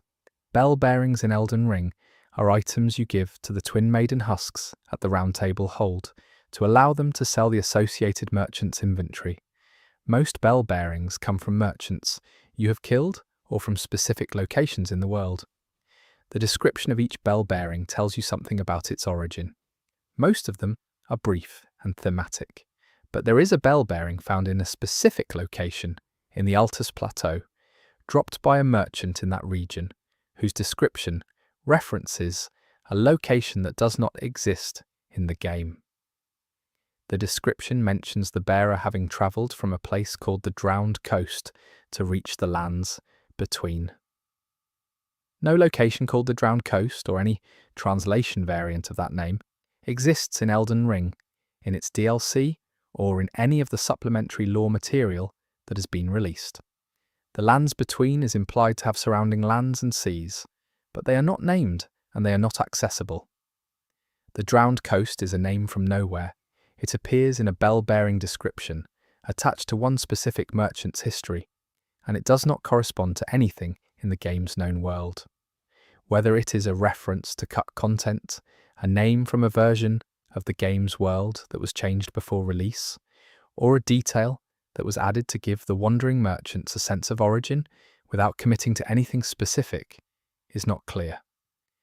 But one merchant came from the Drowned Coast, and the Drowned Coast is somewhere the game has never taken you. The maiden who moved Irina, the blind daughter of Edgar, sits near the Bridge of Sacrifice in the Weeping Peninsula and asks you to deliver a letter to her father at Castle Morn. She is a questline NPC. She sits in one spot. She is blind and does not move.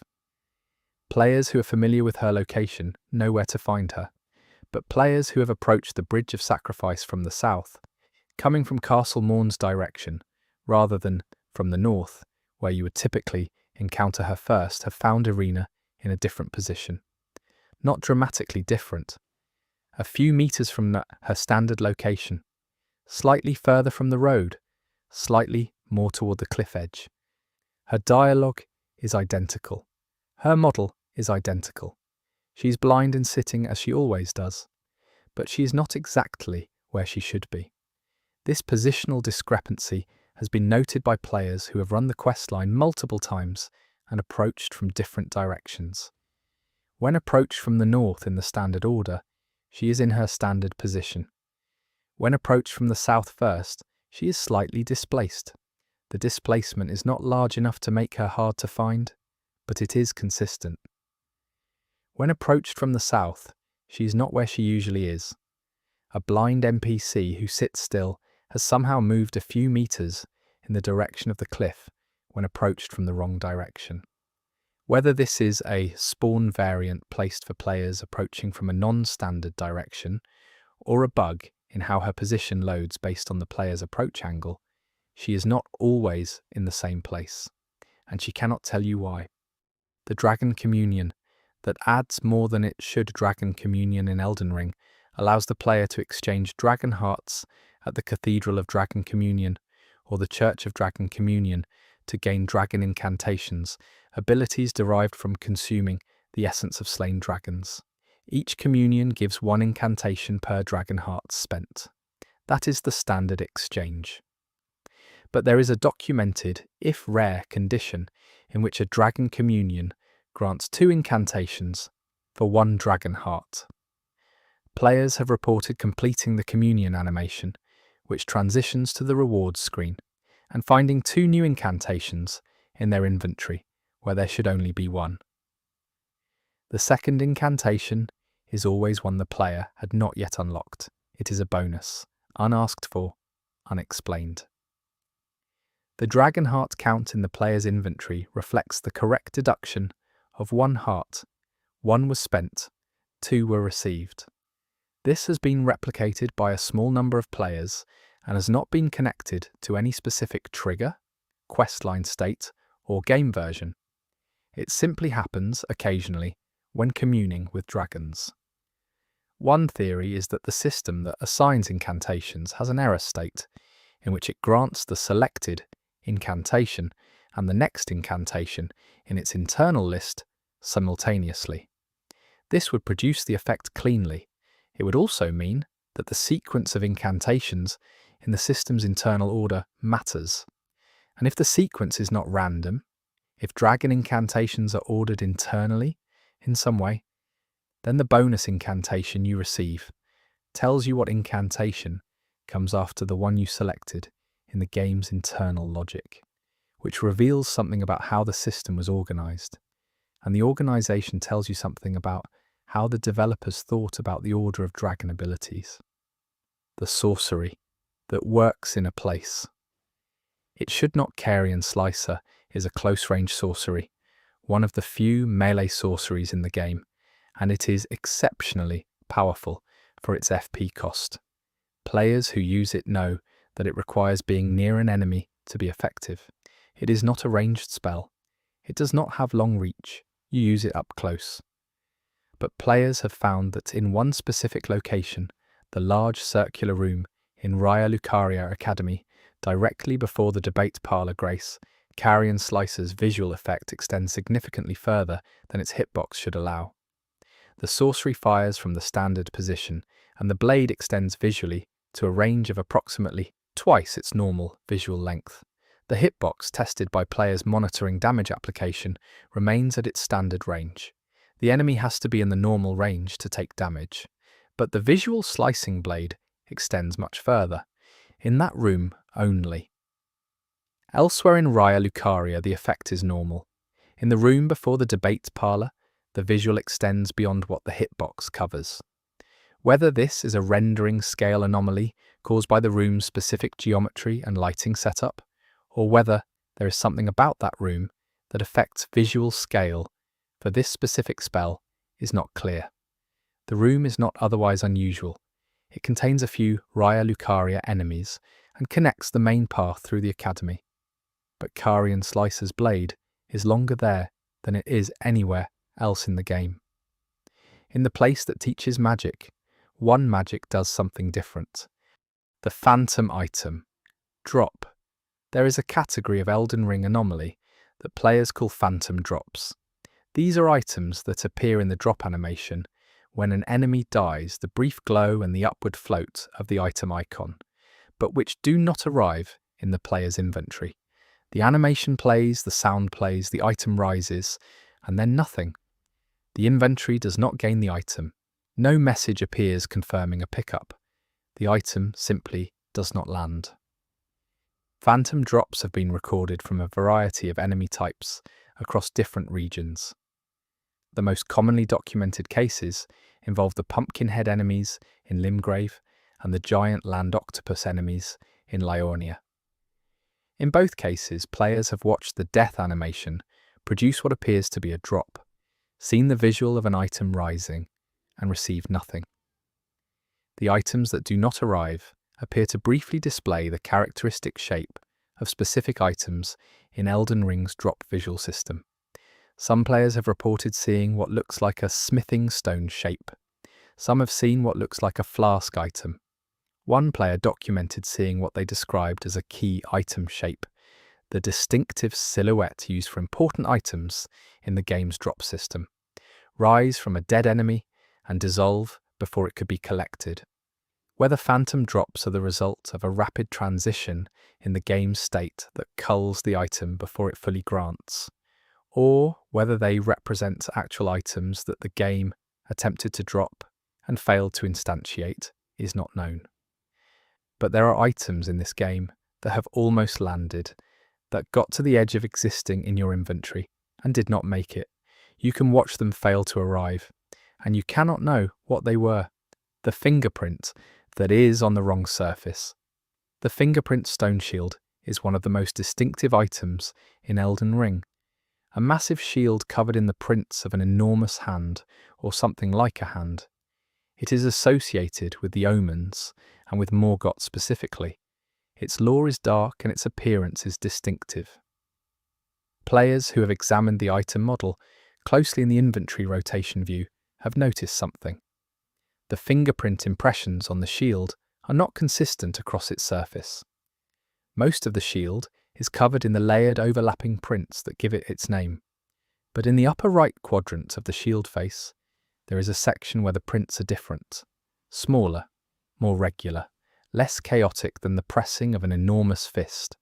Players who have enlarged the texture and examined it in detail believe that the upper right quadrant contains fingerprints that match the scale and distribution of a human hand, not the distorted massive impressions of an omen or a giant. A human hand pressed carefully into the upper right corner of a shield covered in something else's frantic marks. Whether this was placed deliberately by the texture artist as a hidden detail, or whether it is a remnant of a placeholder texture that was partially overwritten by the final design, is not clear.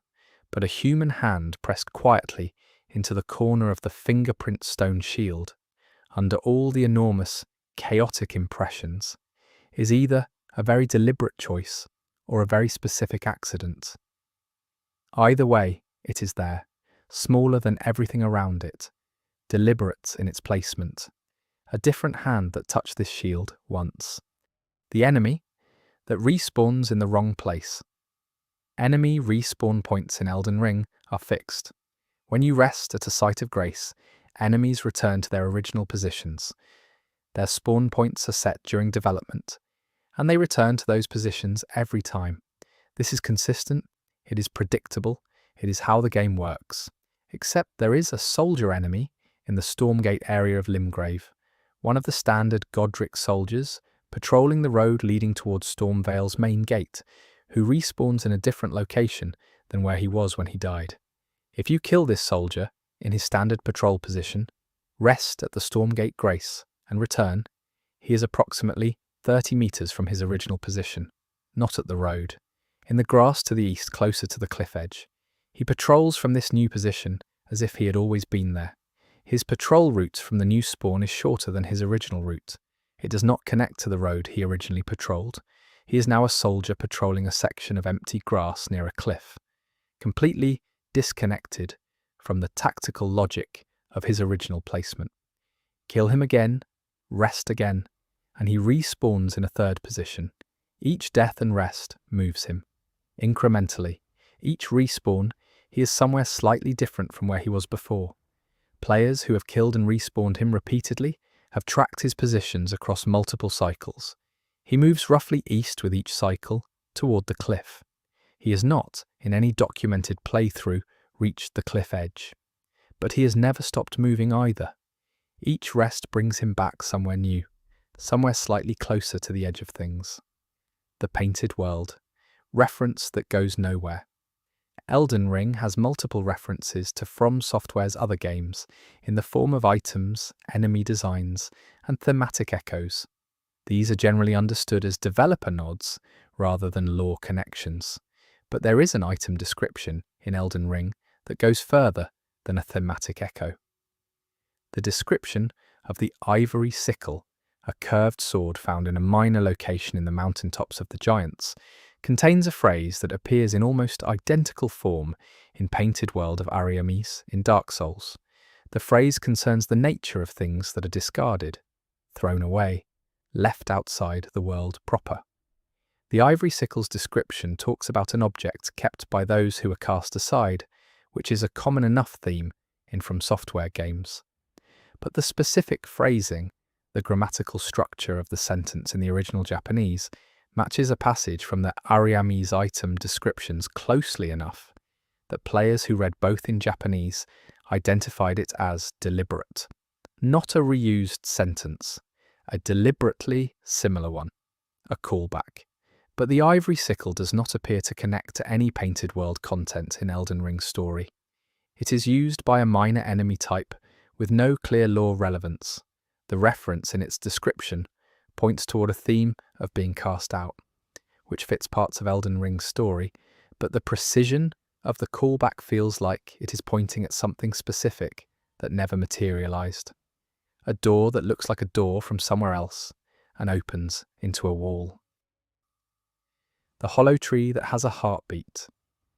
Near the yew tree's favour, site of grace in the fringefolk hero's grave, there is a dead tree root section that forms part of the environmental geometry of the underground area. These roots are common throughout the game's underground spaces. They are static, they are decorative, they form arches and walls and flooring in various depths beneath the lands between. But in the fringefolk hero's grave specifically, one of the root formations in the approach tunnel, a section of root about the width of two players standing side by side and roughly 4 meters tall, produces a sound when the player stands against it. The sound is rhythmic. It has a pulse. It pulses approximately once per second, or slightly faster, and it does not match any known ambient audio loop in the area. Players who have pressed their in-game character against this root and listened carefully describe the sound as organic, not mechanical, not a distant enemy, something that pulses from inside the root itself. Some players hear it clearly, some hear nothing. Those who cannot hear it report that when they turn their headphone volume up significantly, they can detect something at a frequency below what their headphones reproduce clearly at normal volume. It is low, very low, it pulses, and it comes from inside a dead tree root, in a dungeon under the world. The Erd tree is dead by the time you reach the end of the game, but its roots go everywhere. And somewhere in the fringefolk hero's grave, something inside one of those roots still pulses. The NPC who leaves and never returns. Dialos Hoslo is a questline character whose arc takes him from the Round Table Hold to the Volcano Manor to the Jarberg and finally to a tragic conclusion defending the Jar people. His questline is complete and functional. But early in his questline, before you have interacted with him extensively, there is a window of time in which Dialos leaves the Round Table Hold. He is simply not there. If you speak to him in the hold and then advance a certain number of grace activations or complete a certain step in the main story without talking to him again, he leaves the hold and his chair is empty. This is normal questline progression. He moves on. What is less normal is that players who missed his hold appearance and then looked for him in the manor, where he appears next, found that under specific conditions, he was not there either. Not in the hold, not in the manor, not anywhere in the known questline locations. He had departed from one location without arriving at the next. Players who have experienced this and continued the game found that he eventually appeared in Jarberg, the final questline location, as if no time had passed. His questline dialogue references his time at the manor as having occurred, but the player never saw him there. He skipped a chapter of his own story. Whether this is a questline flag error that advances him past an intermediate state, or whether there is a condition under which he spends time in an unmapped location before appearing in Jarberg, the experience is of a man whose story jumps forward without warning. A chapter missing. A character who was somewhere you could not go. The statue that faces a different direction on each visit. In the Altus Plateau, on the road leading toward the Altus Tunnel, there is a stone statue, a standard decorative element of the kind found throughout the lands between, depicting a robed figure. The statues are fixed objects. They do not move. They are part of the terrain and they maintain their orientation. But players who have noted this specific statue's facing direction, then rested at a grace and returned, have reported that the statue is facing a different direction. Not a dramatic rotation, a small change, perhaps 30 degrees off from its previous orientation. Enough to be noticeable if you're paying attention. Kill yourself with full damage, respawn at the grace, come back again. Different, always slightly different. Players who have documented this by marking the statue's orientation against nearby fixed landmarks using screenshots have confirmed the change across multiple sessions. The statue does not move during play. It does not move when you watch it. It only changes between your visits, between the rests that reset the world around you. Every time the world resets, this statue is facing somewhere slightly different. Over enough visits, players have tracked it rotating through what appears to be a full circle, a few degrees at a time, one reset at a time. It has been doing this since the game launched. It will probably still be doing it, and nobody who has stood and watched it has ever seen it move. The incantation that has an extra line dragon maw is an incantation that transforms the caster's head into a massive dragon head that bites in front of them. It is powerful, it costs significant FP, and it is visually distinctive. Players who use faith builds are familiar with it.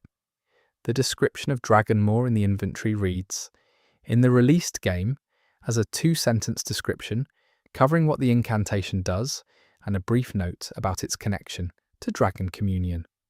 But players who have examined the item data have found that the description field contains a 3rd sentence that is not displayed in the game's UI. The text is there in the data, it is simply not shown. The hidden 3rd sentence, translated from Japanese, reads approximately as the jaw remains even after the dragon is gone. This is not a gameplay note. It is not a mechanical description. It is a lore line, and it describes something that the game never addresses directly. The jaw remains after the dragon is gone. Dragon maw is an ability derived from communing with dragon essence. If the jaw remains after the dragon is gone, there is something in Dragon Communion that persists. Something that does not leave when the incantation ends, or when the dragon whose essence was consumed has long since died. The line was written. It was put in the description field, and then someone decided not to show it. Whether the line was pulled because it implied too much, or because it was the wrong tone for a tooltip, the sentence still exists in the game's data. The jaw remains, even now, somewhere in the description that the game chose not to show you. The chest that opens from the inside. In the coastal cave at the start of Limgrave, accessible very early in the game, there is a chest in the inner chamber. The chest contains the tailoring tools, useful for armor customization. Standard chest, standard contents. Players who have approached this chest from certain angles before triggering its open animation have reported that the chest lid appears to move before they interact with it. Not fully open, a slight shift, a few degrees upward from the closed position, as if something inside is pushing against it, and then settling back before the player can close the distance. The movement is brief and happens only once before the interaction prompt becomes active. Several players have captured this on video and slowed the footage. The lid does shift. It moves upward and then closes back down. When the player interacts with it, it opens normally from the outside and the contents are standard, the tailoring tools and nothing else. But before the player opens it, the lid moved from the inside. Whether this is a physics interaction with the environment, a cloth physics or collision physics artifact causing the lid to briefly move, or whether the animation is somehow pre-triggering before the interaction prompt is not established. But the chest in the coastal cave moves before you touch it. Something on the other side of the lid shifted once and then was still, and when you opened it, there was nothing inside that could have done that. The giant that looks at you. Specifically, the fire giants in the mountaintops of the giants are enormous enemies. The main story requires you to defeat one to reach the forge.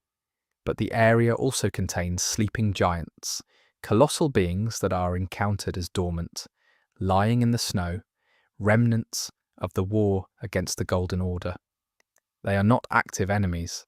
They are landscape elements at this point, too large to fight in the standard sense, present as environmental detail to convey the scale of the conflict that shaped the mountaintops.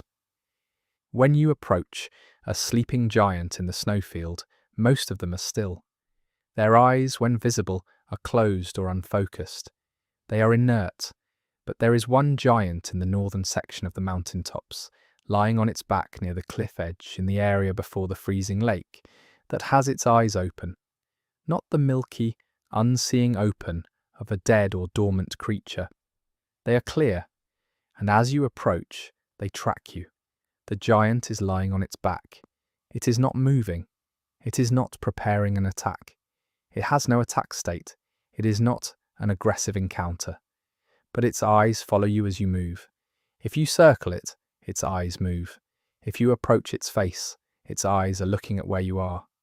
It is the only sleeping giant in the mountaintops that does this. It watches you with clear tracking eyes from its position in the snow. And it does not do anything. It simply watches, with more attention than a dormant creature has any reason to have. The hollow that remembers hollows in the lands between are the wandering undead, the former tarnished and soldiers who lost their grace and their minds to the cycle of death.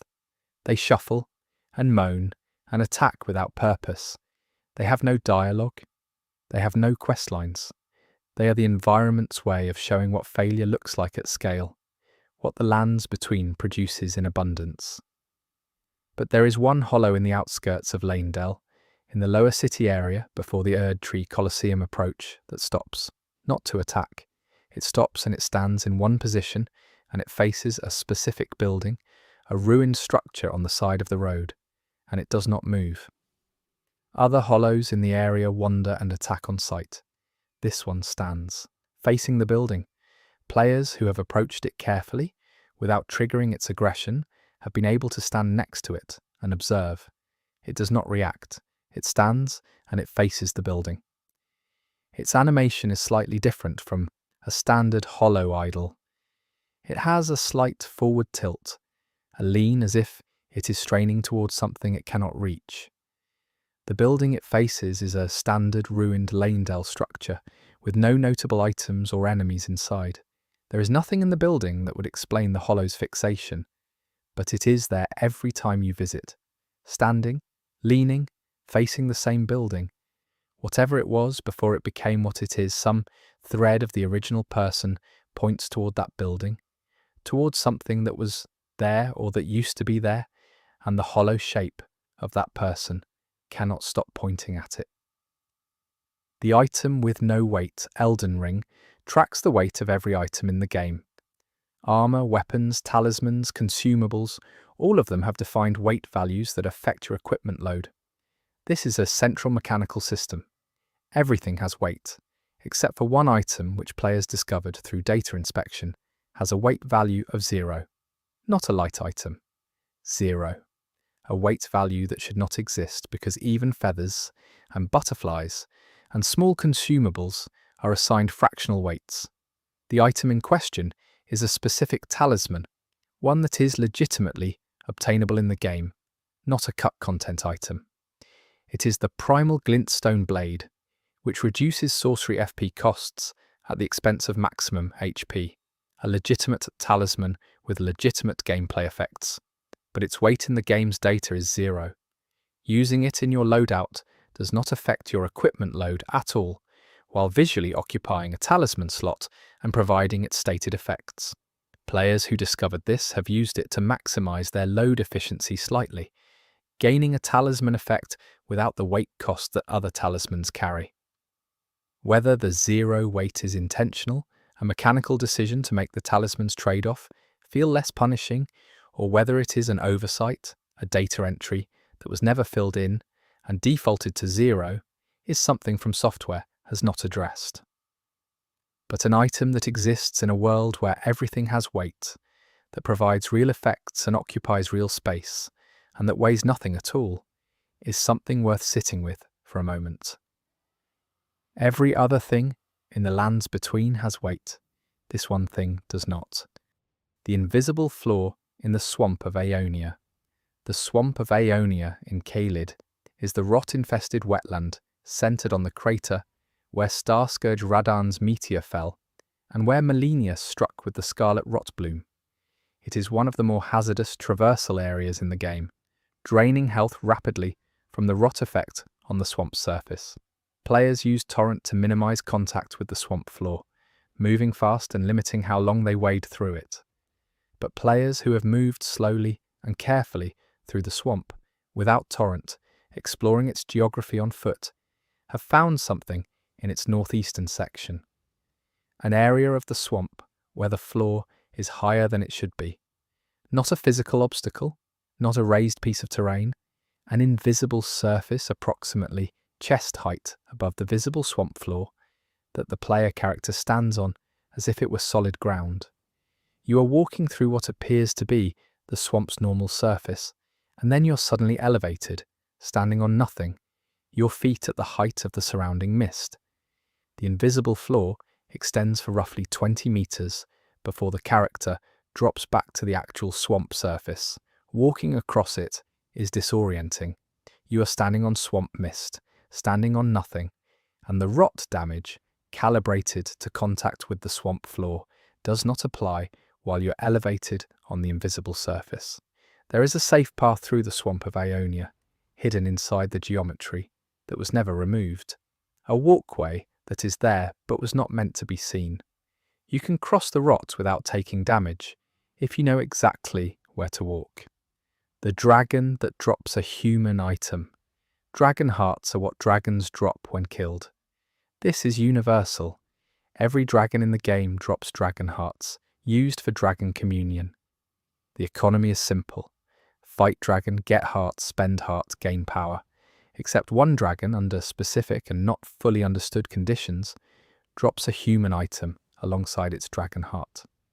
The dragon in question is one of the lesser drakes in the Limgrave adjacent area, not a named field boss but one of the standard wandering dragon enemies. Players have reported killing it and receiving, alongside the dragon heart, a furl-calling finger remedy, an item used for online multiplayer for summoning other players, a social item, an item that makes no thematic or mechanical sense as a dragon drop. The furl-calling finger. Remedy has a defined drop table that does not include any dragon enemy. It is crafted, purchased, or found in the world. A dragon does not drop it. A drake does not drop it. But under conditions that seem to involve the drake being killed by a specific method, or in a specific location, or at a specific point in the game state, this drake drops one.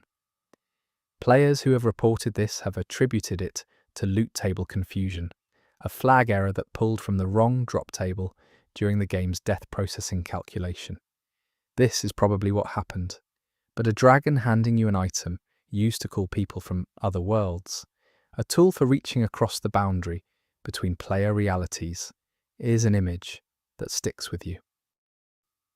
The painting that watches. Back there are decorative paintings throughout Elden Ring's architecture, in churches, in castles, in manor houses, and academic halls. Most of them are static background elements. They are art objects. Some of them are the puzzle paintings with discoverable locations. But there are others, standard decorative works, that serve no mechanical purpose. In the Volcano Manor, which is decorated with dark tapestries and dimly lit interiors, appropriate for a den of assassins and chaos devotees. There is a painting on the wall of the main corridor, a large work depicting a landscape with a dark sky, players who have stood in front of it and noted its content, the sky, the hills, the composition, and then moved to a different angle in the room, have noticed that the painting's sky section changes. Not the hills, not the foreground. The sky portion of the painting looks different, depending on what angle the player views it from. Head on, the sky is dark, nearly black, with what appears to be a clouded night sky. From the left side of the room, the sky portion shows what looks like a pale blue, an early morning or late evening colour. From the right side, it shifts toward a darker purple.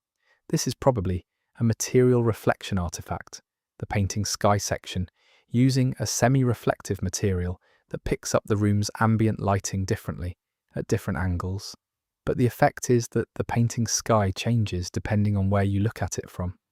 The landscape stays fixed, the sky's different every time, and there is something in a painting with a sky that will not settle on one colour that feels less like a technical artifact and more like a painting that knows someone is looking. The bat that flies in patterns. Bats in Elden Ring are standard ambient wildlife. They hang in caves and dungeons and activate when disturbed, swarming and attacking. They are environmental hazards, and they are everywhere underground. Their behaviour is simple. Hang, activate, swarm, disengage, return to hanging. But in the Impaler's catacombs, in the Weeping Peninsula, players who have stood in the entrance chamber before triggering any combat and watched the bat colony on the ceiling have observed something. The bats are moving. They are not activated, not in swarm state. They are hanging, as they should be, but they are shifting on the ceiling. Small adjustments, repositioning, and the pattern of their repositioning is not random. Over approximately 5 minutes of observation, players who tracked the bat positions noted that the colony arranges itself into a roughly spiral shape. The bats that are most active drift toward the periphery of the colony. The bats toward the centre become still. After the full 5 minutes, the colony is arranged in a loose spiral, with still bats at the centre and the most active ones forming the outer ring. Then a disturbance, sometimes a player movement, sometimes nothing visible, causes them to scramble, and the pattern begins again. The spiral behaviour of the bat colony in the Impaler's catacombs is either a physics-based emergent behaviour produced by the bat's individual movement systems interacting over time, or a scripted animation for an environmental detail that almost no player has ever stopped to watch long enough to see complete. Either explanation requires someone to have paid attention to what a cave full of bats does when nothing disturbs them for 5 minutes. The weapon that remembers its kills. Weapons in Elden Ring track usage data for various mechanical purposes, including the specific behaviour of some unique weapons with special properties, but there is no official system in Elden Ring that tracks individual weapon kills. The game does not count how many enemies you have killed with a specific weapon. There is no statistic of that kind in the base game, except players data mining the game's save file structure found kill tracking data attached to specific weapons. Not all weapons, not most weapons, but a defined set of weapons, roughly a dozen, appear to have a counter in the save data that increments with each enemy killed using that weapon. The counter is not displayed anywhere in the game's UI. It does nothing observable. The weapon does not change as the counter rises. There is no hidden achievement unlocked at a threshold. The counter just counts.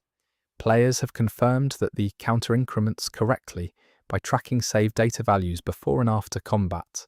It is real tracking data, quietly attached to the weapon, going up, invisibly.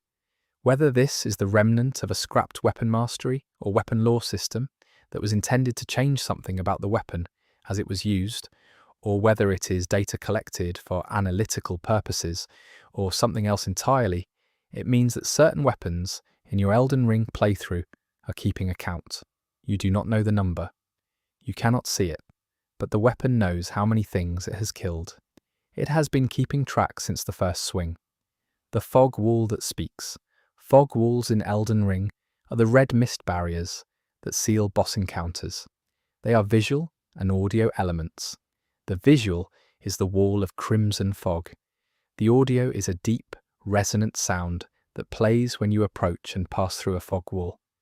The sound is consistent across all fog walls in the game. The same audio plays every time. Deep, resonant, like a barrier between two states of the world. Except players who have approached the fog wall leading to the Margit, the Fell Omen encounter at Stormhill, at low volume, and with headphones, have reported hearing something additional within the fog wall sound.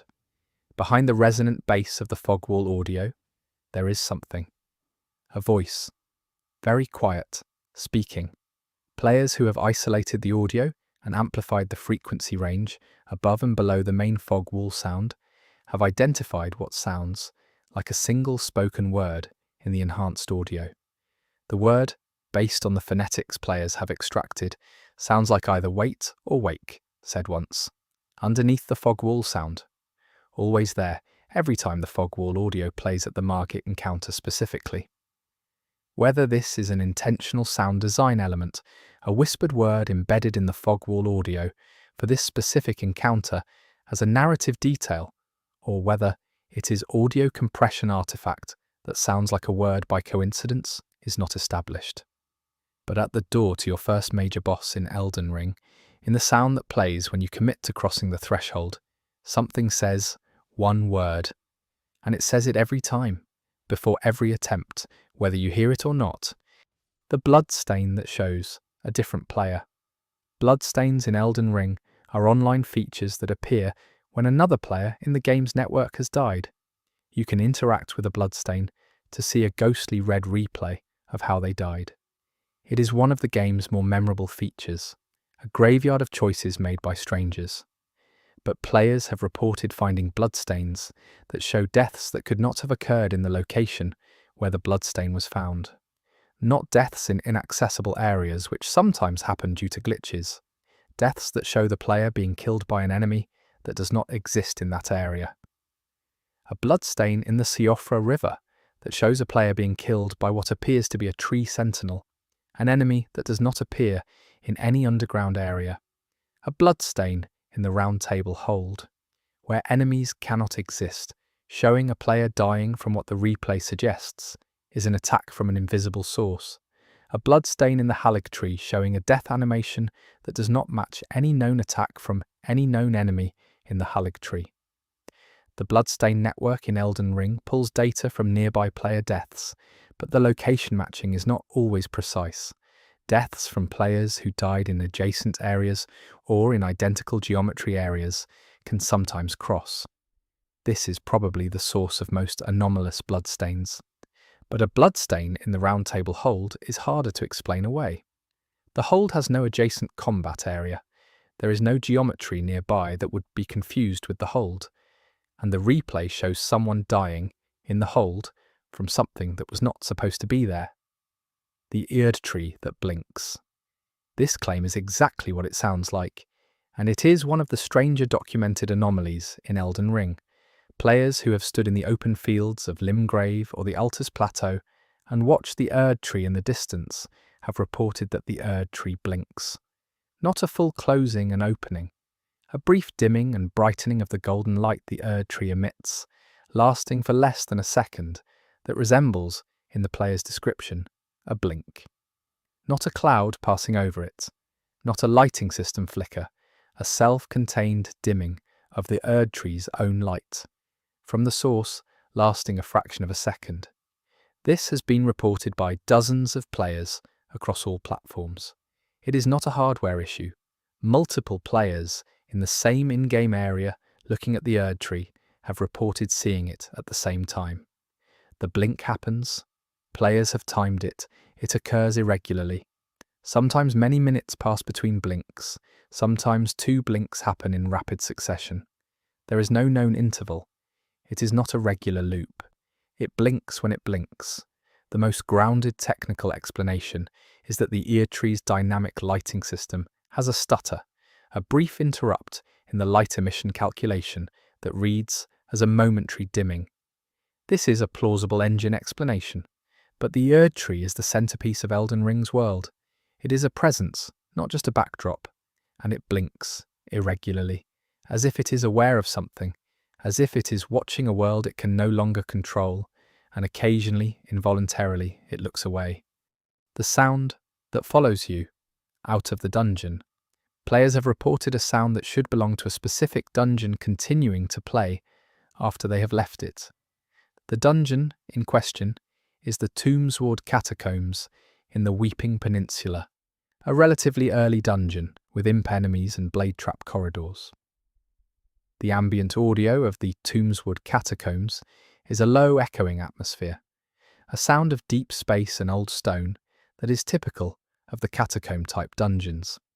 When you leave the dungeon through its entrance, the dungeon audio should stop, and the exterior audio of the Weeping Peninsula should take over. Birdsong, wind, the environmental sounds of the surface. But players have reported that after exiting the Tombsward Catacombs, for a period that varies between 30 seconds and several minutes, the catacombs' ambient audio continues playing underneath the exterior sounds, both playing at once, the dungeon audio following them out into the open field. The effect is disorienting. You're standing in an open field in moderate weather, looking at a sunny, weeping peninsula landscape, while the sound of a deep, enclosed stone tomb plays underneath everything. The audio eventually fades as the dungeon's audio system catches up to the player's position and terminates. But for that window, the dungeon comes with you. Its sound follows you into the light and does not immediately let go. Whether this is a standard audio zone bleed that exists in many games with enclosed to exterior transitions, or something specific to this dungeon, the experience of carrying dungeon audio into daylight is something players describe as more unsettling than any enemy encounter inside it. The nomad merchant who has extra inventory. Nomadic merchants across the lands. Between cell-specific inventories of items,